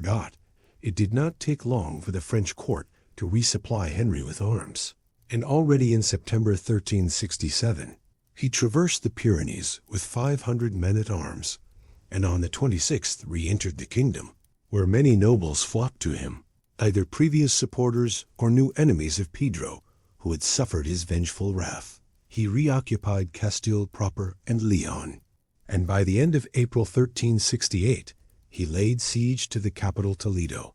Pedro retreated with his army to the valley of Guadalquivir, close to his allies in Granada and Portugal, where he unsuccessfully besieged the town of Cordoba. Supporter of the Trastamara cause. In winter 1369, Henry was once again joined by de Guesclin at Toledo. While Pedro was forced to relieve the besieged capital, he moved north to join up with his loyalists in Lyon and then east. He was surprised by the forces of Henry and de Guesclin near the castle of Montiel on March 14, 1369, where his forces were routed, and he barricaded himself in the castle with few followers. Here he attempted to bribe de Guesclin to switch sides and join him, but instead the Breton led the king out of the castle and into his camp, where he was accompanied into a tent and met face to face with his half-brother. The two pretenders began to wrestle each other with their knives, which ended when Henry killed his brother. Henry could be crowned King of Castile. In exchange for the help received, he would support the French fleet in the Atlantic with his own, and remained loyal to the French in their cause. By the time Edward returned to Bordeaux in the late 1360s, he was growing ill from a disease contracted in Spain, and his direct rule in Aquitaine was creating discontent among long-time English subjects, not only in the lands gained at Brétigny. To pay for his military campaigns and the court of Bordeaux, Aquitaine's overlord had been imposing harsh taxes for years, but when he declared yet another fauage or hearth tax in 1368, some of the highest feudal lords in the realm revolted, petitioning Charles V for assistance. It was the chance he had been waiting for. Technically, Charles no longer had sovereignty over Aquitaine, but he used a loophole in the Treaty of Brétigny as an excuse to receive the discontented nobles, and again formally confiscate English possessions in France during late 1369. Despite attempted peace overtures by Edward III, Charles V was eager for revenge, and the war was back on. The French attacked immediately, seizing the thinly defended counties of Ponthieu and Rouergue with new tactics. Smaller, mobile contingents of soldiers replaced the large, massed armies which had been defeated at Crécy and Poitiers. Charles V also commanded that his generals refuse battle with the English, wary of suffering the bitter defeats of the 1340s and 1350s again. As Aquitaine's unwieldy new borders were being attacked, Edward III's son, John of Gaunt, launched a limited chevauchées in Normandy before withdrawing back to Calais not long after. In the following year 1370, a notorious captain called Sir Robert Knowles was contracted to lead 4,000 troops to do the same thing. The English columns, composed of different companies of English routiers, set out on a devastating raid from Calais in August, and from there devastated northern France before approaching Paris from the southeast. Again, Charles V restrained his knights from meeting the English in open battle, and realizing he needed a military leader with whom he saw eye to eye, France's Valois king made the pragmatic Breton routier Captain Bertrand de Guesclin the new Constable of France. The English then split up into two columns. One began to pillage in lower Normandy, while the others remained south of Paris until they again met up around Vendôme and Tours, where they idled, attempting to coordinate with other English routiers. Bertrand de Guesclin quickly made a base at Caen and raised a force to meet Knowles's 4,000, while another army formed up at Vendôme under Marshal Sancerre. Bickering among the English officers on where to winter broke the army up, as Knowles, with the greater contingent, headed for Brittany, while the rest split up into three smaller parts. But it was too late, unbeknownst to the English, on December 1st. Guesclin had marched out of Caen and swiftly reached Le Mans on the 3rd, while simultaneously the army at Vendôme approached from the east, hearing of the English positions. The Breton ordered a night march, even though his men were exhausted, and at the dawn of December 4th, the French army, numbering in the 4,000, reached the village of Pontvalon. Here, they ambushed one of the English contingents under the command of Sir Grandison, completely unaware of the enemy's position. Grandison and some of his men tried to form a line and move north to a more defensive position, but they were caught and overwhelmed by 300 French dismounted men-at-arms after a bloody melee. Most of Grandison's contingent, numbering between 600 to 1,200, were either killed or captured. A second English contingent under Sir Fitzwalter headed south to the fortified Abbey of Vasse. Beneath its walls, Fitzwalter was assaulted by Sancerre's army coming from the east, who were soon joined by Guesclin's vanguard. After a day of fighting, the French defeated their enemies and stormed the abbey, massacring its defenders. Knowles and the 4th English contingent managed to enter Brittany unscathed with their loot, but when they attempted to return to England in the spring, they were harassed by French cavalrymen, while the survivors of the battles of Pontvalon and Varzy were pursued into English-held Aquitaine. The victory at Pontvalon gave a great morale boost to the French, who had finally defeated the English in a pitched battle. In the south, French forces under Charles V's brother, the Duke of Anjou, continued the English disaster by capturing Agenais, Limousin, and Buzac, with many local lords defecting from their Plantagenet overlords and going over to the Valois. The now ailing Black Prince was livid about the treachery of his lords and reacted violently when the Bishop of Limoges, his own son's godfather, betrayed the town to the French. 3 weeks after the French army had left Limoges, he marched there, and a 5-day siege commanded by his brother John of Gaunt began. It was noted that part of the wall was built upon softer limestone, so mines were excavated underground to reach the wall.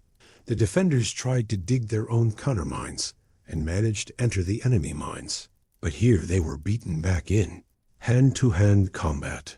On September 19, 1370, the timber supporting the English mine was set ablaze, causing the mine to collapse and, with it, the wall lying upon it. The attackers seized the opportunity, and the city was stormed and brutally sacked, causing significant damage to the town. Sickly and demoralized by the death of his eldest son, the Black Prince went home to England in 1371 a tired man, leaving John of Gaunt in charge of Aquitaine.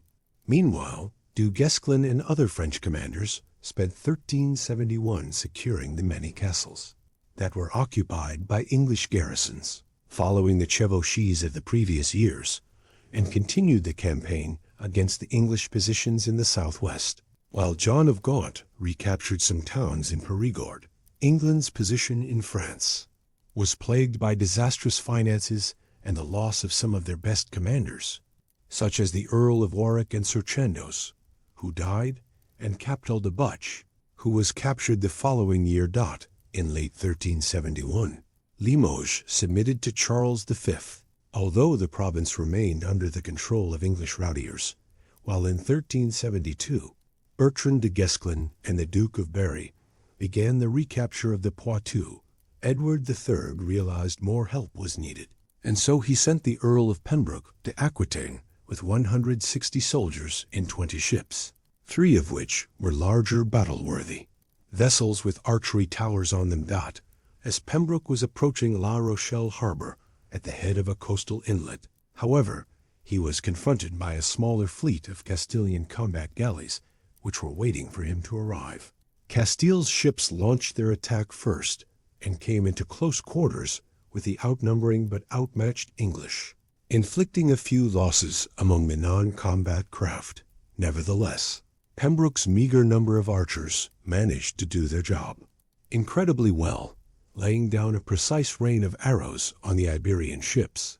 At the same time, his spear-wielding men-at-arms managed to bravely fight off boarding attempts by the enemy until dusk. When the fleets separated, Pembroke sailed slightly out to sea and set anchor, while the Castilians waited just off La Rochelle until dawn the next day.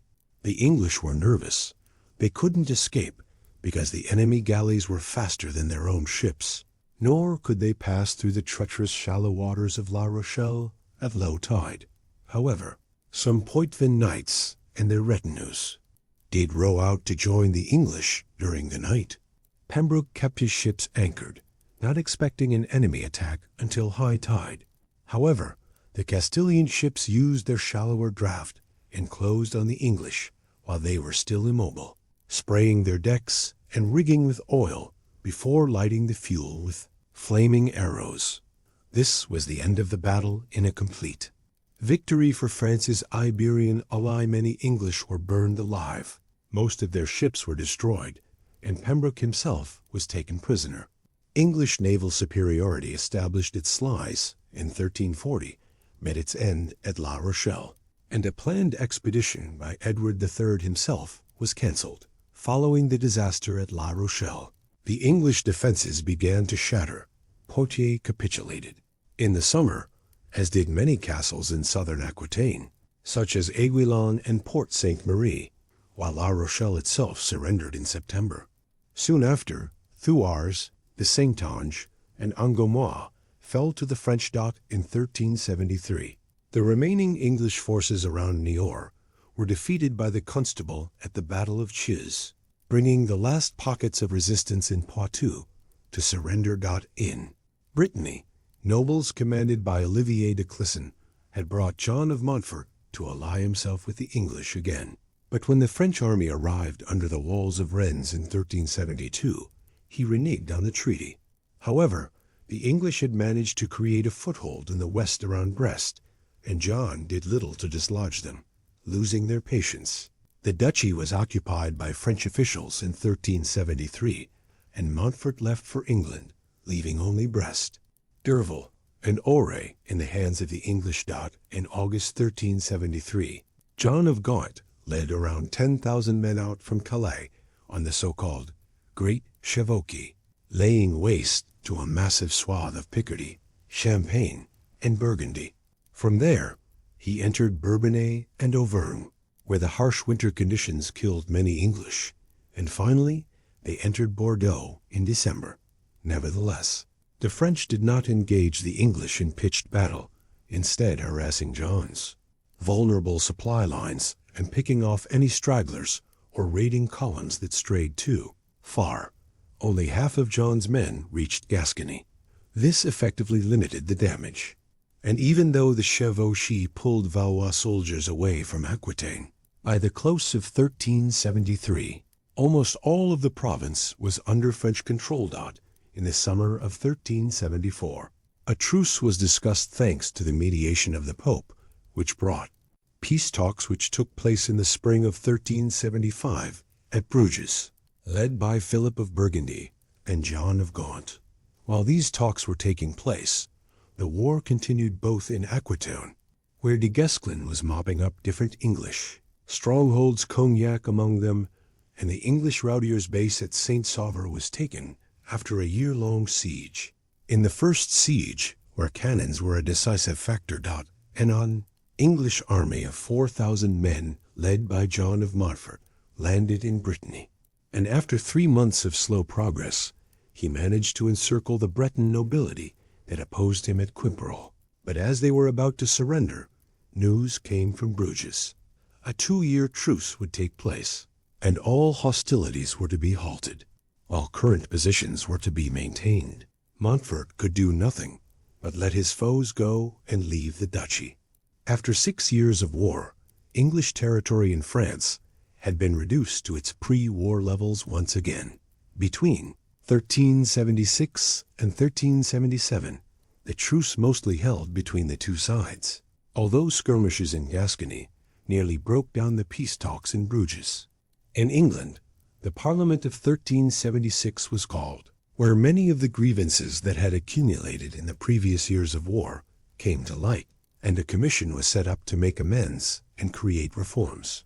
However, the demands of the Parliament were overturned by John of Gaunt in the Parliament of the following year, becoming increasingly unpopular with the population. As the truce between the two countries was about to expire, disaster struck the English crown. In June of both 1376 and 1377, England suffered a great loss.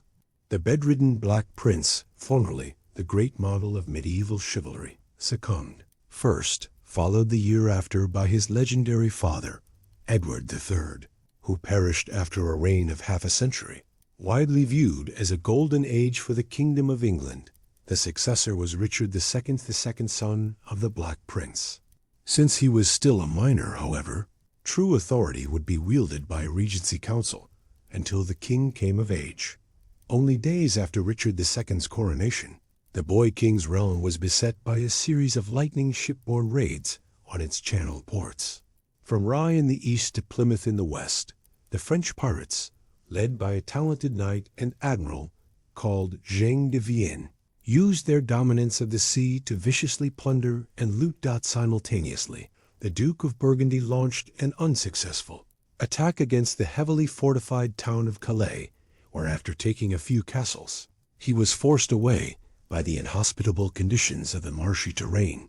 In Gascony, the Duke of Anjou advanced in Périgord, retook Bergerac, and successfully conquered the towns up till Saint-Macaire before the arrival of winter. The English responded by expanding their hold in town, Brittany, and occupying Cherbourg, in order to keep a series of strong points on the French north coast from where to launch maritime raids and other chevauchées, much like Calais had been used in the previous decades. In the same year, 1378, the Western Schism took place, splitting the Union of Catholic Europe. In late 1378, the Breton duchy was officially confiscated by Charles V, who accused John of Montfort of treason. The duchy was already, for the most part, controlled by French officials following their invasion in the previous years. But this political action sparked the revolt of the Great Breton nobles that had supported the French up till that point. Including the Blois, they recalled John IV of Montfort from England, who, in the summer of 1379, retook control of nearly all his duchy without a fight. As an agreement could not be reached between the French and the Bretons, the latter formulated an alliance with the English, giving them free passage through their territory to relieve Gascogne. In 1380, Thomas of Woodstock, Earl of Buckingham, and fifth son of Edward III, was put in command of an army of around 6,000 men that was meant to reinforce the Gascon holdings. He departed from Calais and followed the same route that John of Gaunt and Robert Knowles had marched the previous decade. After a month, They reached the great town of Troyes in Champagne. Here 4,000 French defenders had been concentrated under the Duke of Burgundy, who was prepared to give battle, but after surveying the battlefield, he thought against it and brought his men back behind the walls. Woodstock moved west, followed by the Duke, but news in Paris shook the campaign. On September 16th, Charles V suffered a stroke and died, following the Great Breton commander de Guesclin, who had died in July. The French army melted away as the succession struggle commenced in Paris, while the English arrived in Brittany without obstacles, where they besieged the French-held city of Nantes from November until January 1381, without any success. John IV of Montfort was meant to help the English, but following the death of Charles V, he came to an agreement with the Parisian throne, being reconfirmed as the Duke of Brittany with the same freedoms he had before the confiscation in exchange for a lump sum of money and the breaking of all ties with the English. A lack of resources on both sides brought war operations to a halt. Thus, France's political situation changed when, in mid-September 1380, Charles V, the wise, France's vassal monarch, who had held his kingdom together in its darkest hour and doggedly led the reconquest of Aquitaine, died of an illness. He left the crown to the 11-year-old Charles VI, who was also in his minority. This situation gave the king's 4 uncles, the so-called princes of blood, an opportunity to form a regency council as well, the Dukes of Anjou, Berry, Bourbon, and Burgundy. The Duke of Burgundy, Philip the Bold, was the younger son who was captured with Jean II at Poitiers in 1356, and his dynasty would bring Burgundy to power in the 15th century. Unfortunately for France, the regency also gave the dukes an opportunity to exploit their positions to gain more power, and they squandered the carefully maintained treasury of Charles V. Also, England was rocked by rebellions caused by high taxes and war exhaustion. In 1377 and 1379, 2 poll taxes had been raised on the population, a fixed sum tax on every person in the realm. In 1381, a third one was raised, and when officials began to enforce it, peasant rebellions broke out in Essex and Kent, which came under the leadership of Wat Tyler, a Tyler, and John Ball, a priest. After destroying documents and killing people who were accused of collaborating with the ministers of the king and John of Gaunt, who were seen as the culprits of the bad governance of the latter years, the rebels stormed London on June 11th, with the lower classes of London joined them. The king and his closest collaborators barricaded themselves in the fortified Tower of London. The king tried to discuss terms with the rebels 2 days later at Greenwich, sailing there by boat, but the rebels would not talk unless he landed. The rebels had broken open most of London's prisons and destroyed the property of those seen as their enemy, including John of Gaunt's palace. On the 14th, the king rode out to Mile End to meet with the head of the rebellion. Here, their demands were known, which consisted of the abolishment of serfdom, removal of most laws and taxations, the execution of the officials who were responsible for the latest taxation increases, and the abolishment of noble privileges, to create a society of all men equal under the king. Richard was forced to accept these demands, at least nominally, hoping to disperse some of the peasants' numbers. While Richard was out, 400 men stormed the tower, which had its drawbridge lowered, awaiting the king's return. The treasurer Hales and the Archbishop of Canterbury were executed, as were many other officials, judges, and foreigners.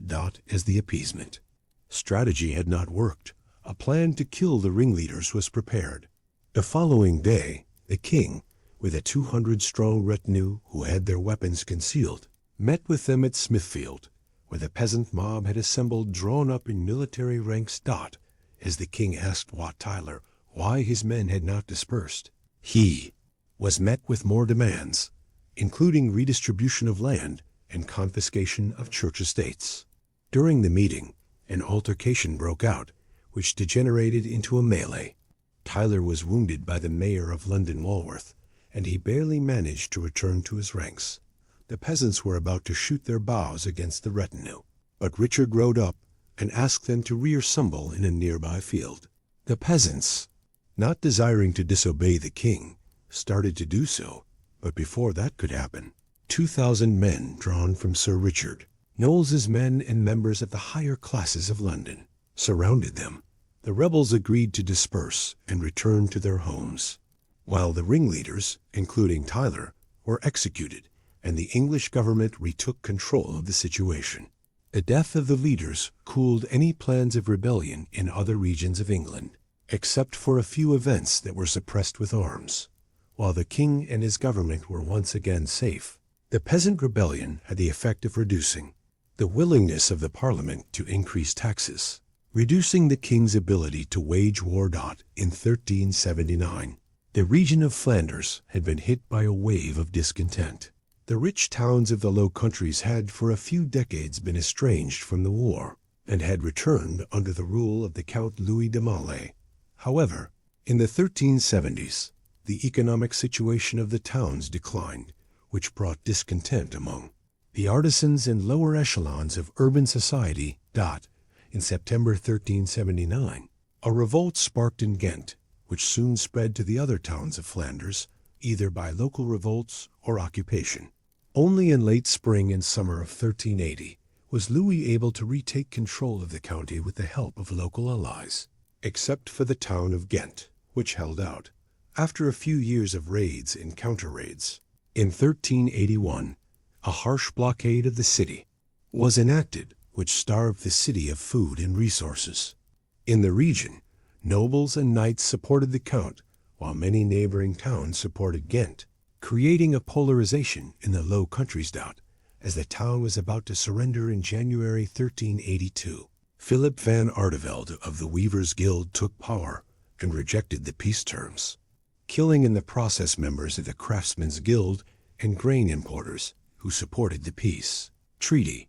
On May 3, 1382, Van Artevelde attempted a daring assault on Bruges, taking advantage of a local festivity, where they defeated and inebriated Bruges army and Louis' retinue, which was followed by the occupation of the city with the help of the local Weavers' Guild. Following Count Louis' defeat, who barely escaped the city pursued by his adversaries, Ypres and many of the Flemish-speaking towns revolted once again, cutting the blockade that strangled the city of Ghent. In October, a French army was assembled. It was initially destined to attack Gascony, but was soon diverted north against the Flemish rebels, much to the joy of the Duke of Burgundy, who had married Margaret of Flanders, daughter and sole heiress of Louis of Flanders. The French army, commanded by the new constable Olivier de Clisson and accompanied by a young Charles VI, was composed of around 10,000 men, 2,000 of them Burgundian. Around 6,500 of them were men-at-arms, 2,000 pikemen, and 1,200 archers and crossbowmen. Accompanying them was also a host of Flemish nobles and others from the Low Countries under Louis of Flanders. Opposing them were around 30,000 to 40,000 Flemish men, the majority of them townspeople with little to no battle experience, save for a few hundred English archers and German mercenaries. They were at Oudenarde, where they had besieged the stronghold of Philip for 4 months. The French advanced from Arras on November 12th toward Ypres. They were preceded by Louis' host, who attempted to take control of one of the few unbroken bridges over the Lesse River, but was brutally repelled. Only when the French vanguard arrived did they manage to traverse the river after a strongly contested crossing. They then moved up to Ypres, which surrendered while smaller towns were brutally sacked. Van Artevelde marched his army west to confront the French, and on November 26th, he encamped south of the village of Westrosbeek, or Roosbeek in French, positioned on a high ridge and flanked by woodlands. The Flemish dug a trench and positioned themselves behind it in a compact mass. The French encampment was just 6 miles south of this position, and on the 27th they advanced in 3 divisions. Once they were at the feet of the hill, the men-at-arms dismounted, and as the morning mist cleared, they charged up, where these were met with missiles and artillery. The massive Flemish footmen managed to keep their discipline in front of the advancing line of iron-clad men, much better than their counterparts had expected them to. The arrows and cannon shot forced the French center to retreat, but the two wings scaled the hill and outflanked the enemies, crashing into their defenseless back. As the sides of the French center began to envelop the flanks of the townspeople, the Flemish began to panic and broke their lines, fleeing through the French lines, while their adversaries began to massacre them. Mounted soldiers gave chase to the fleeing Flemings, and the few pockets of resistance that reorganized were brutally cut down. Once the battle ended, at least 27,000 Flemish corpses were counted, Van Artevelde being one of the casualties, nearly the majority of them being crushed by their companions as they attempted to flee, while 3,000 others that were found wounded were executed. The defeat at Reshaped ended the rebels' cause, as all of the towns surrendered and were punished, either sacked or forced to pay a heavy fine. As Count Louis returned to the throne, though, under heavy French influence, only Ghent continued to resist, which provoked an English expedition, which came under the disguise of a crusade against the supporters of the Avignon Pope in the framework of the Western Schism.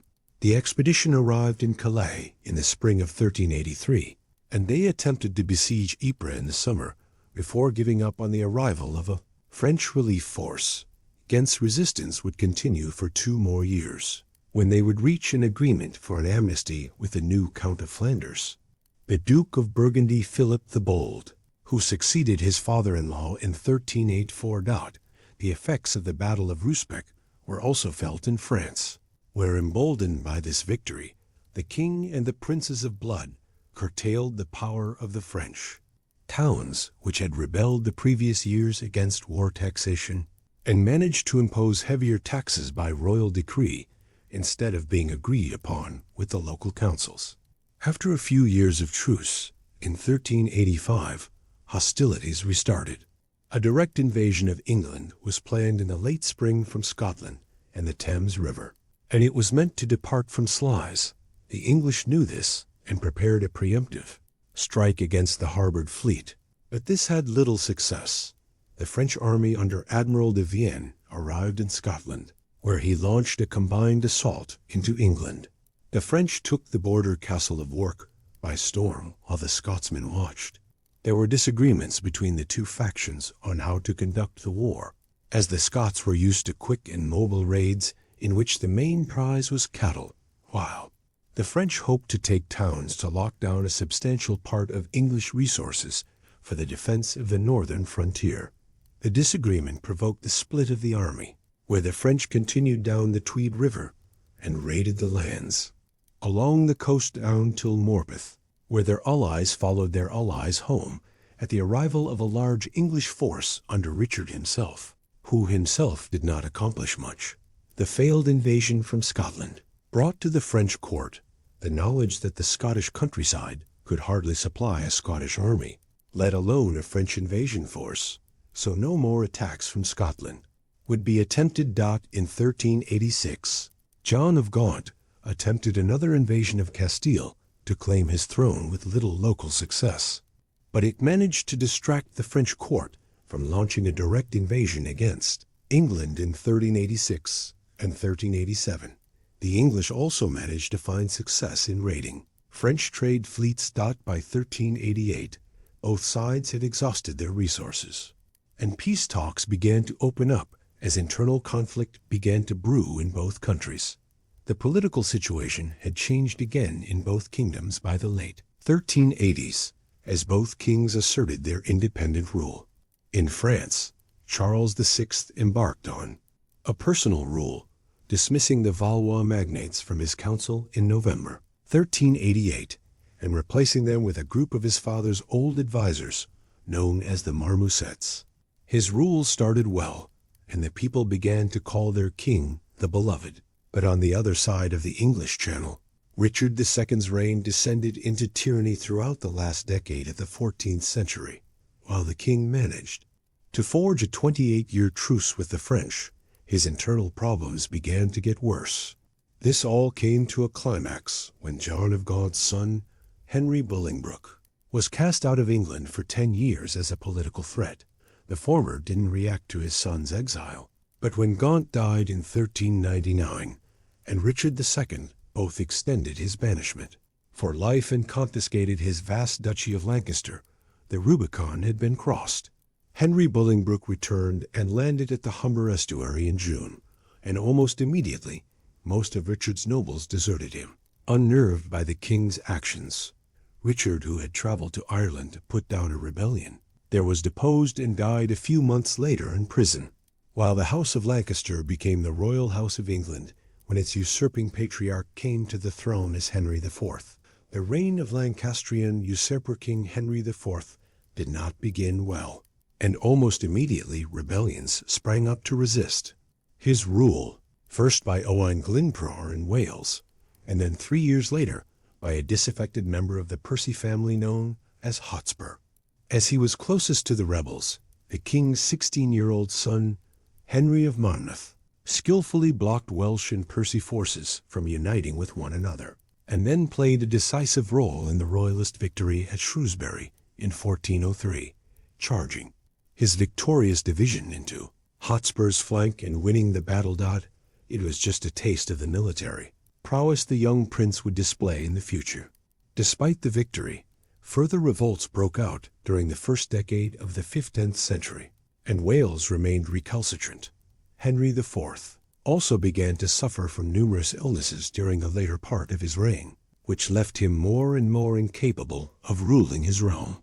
From around 1407 onwards, governance of England would increasingly fall to the heir, Henry of Monmouth, who even at this early stage was noted as a diligent administrator and capable leader.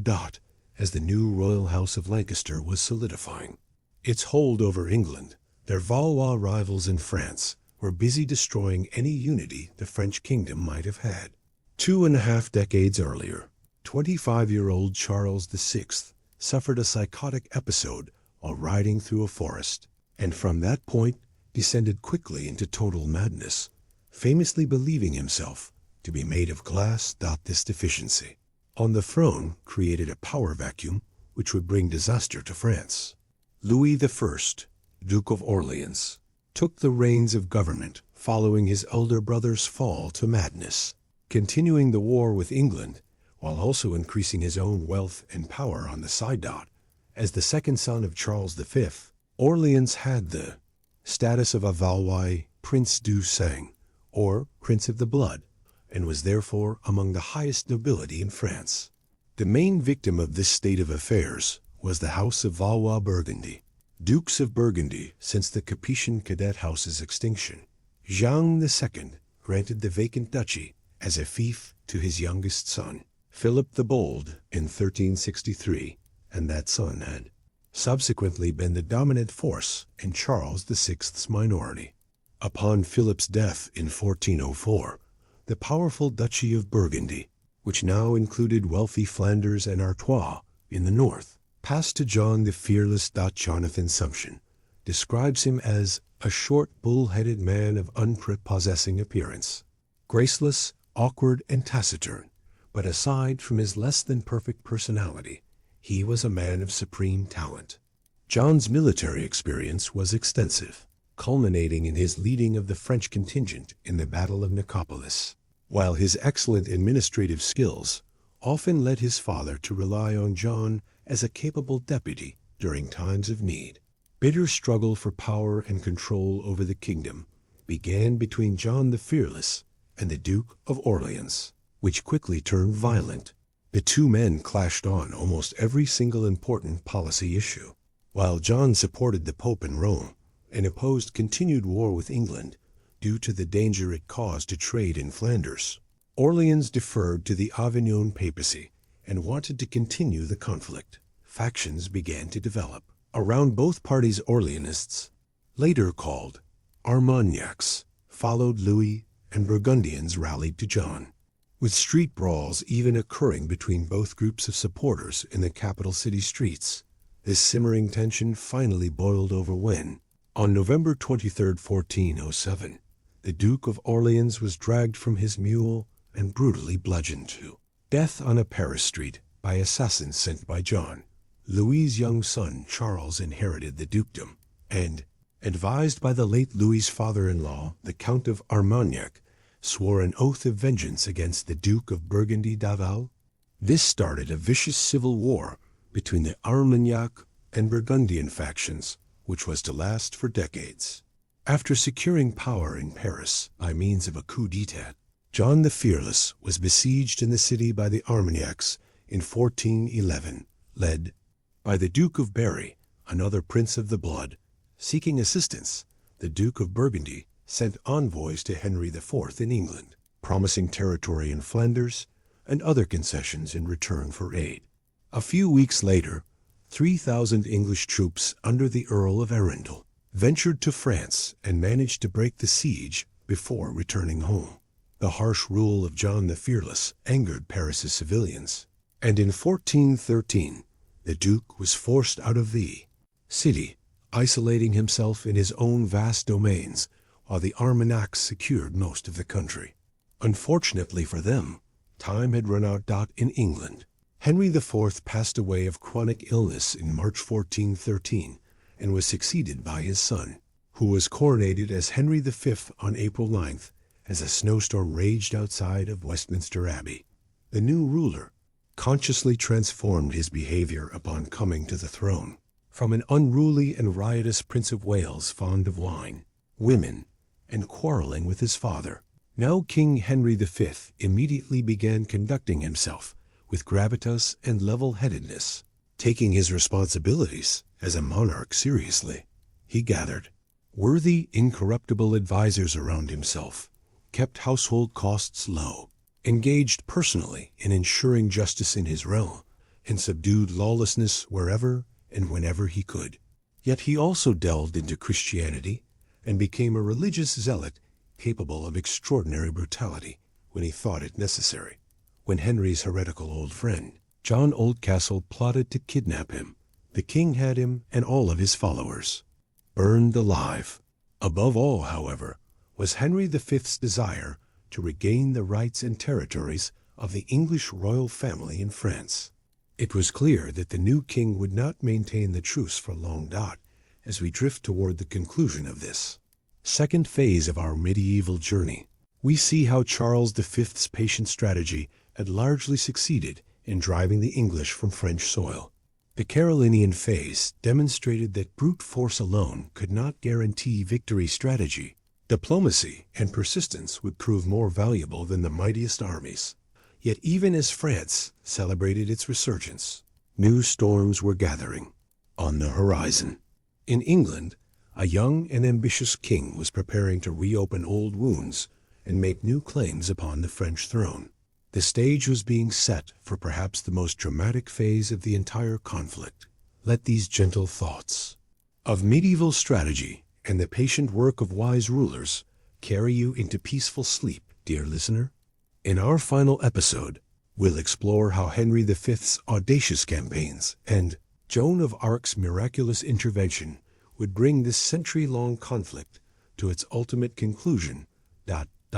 Sweet dreams. And may your rest be as serene as a quiet monastery garden where medieval scholars once contemplated the rise and fall of kingdoms. Until we meet again in dreamland.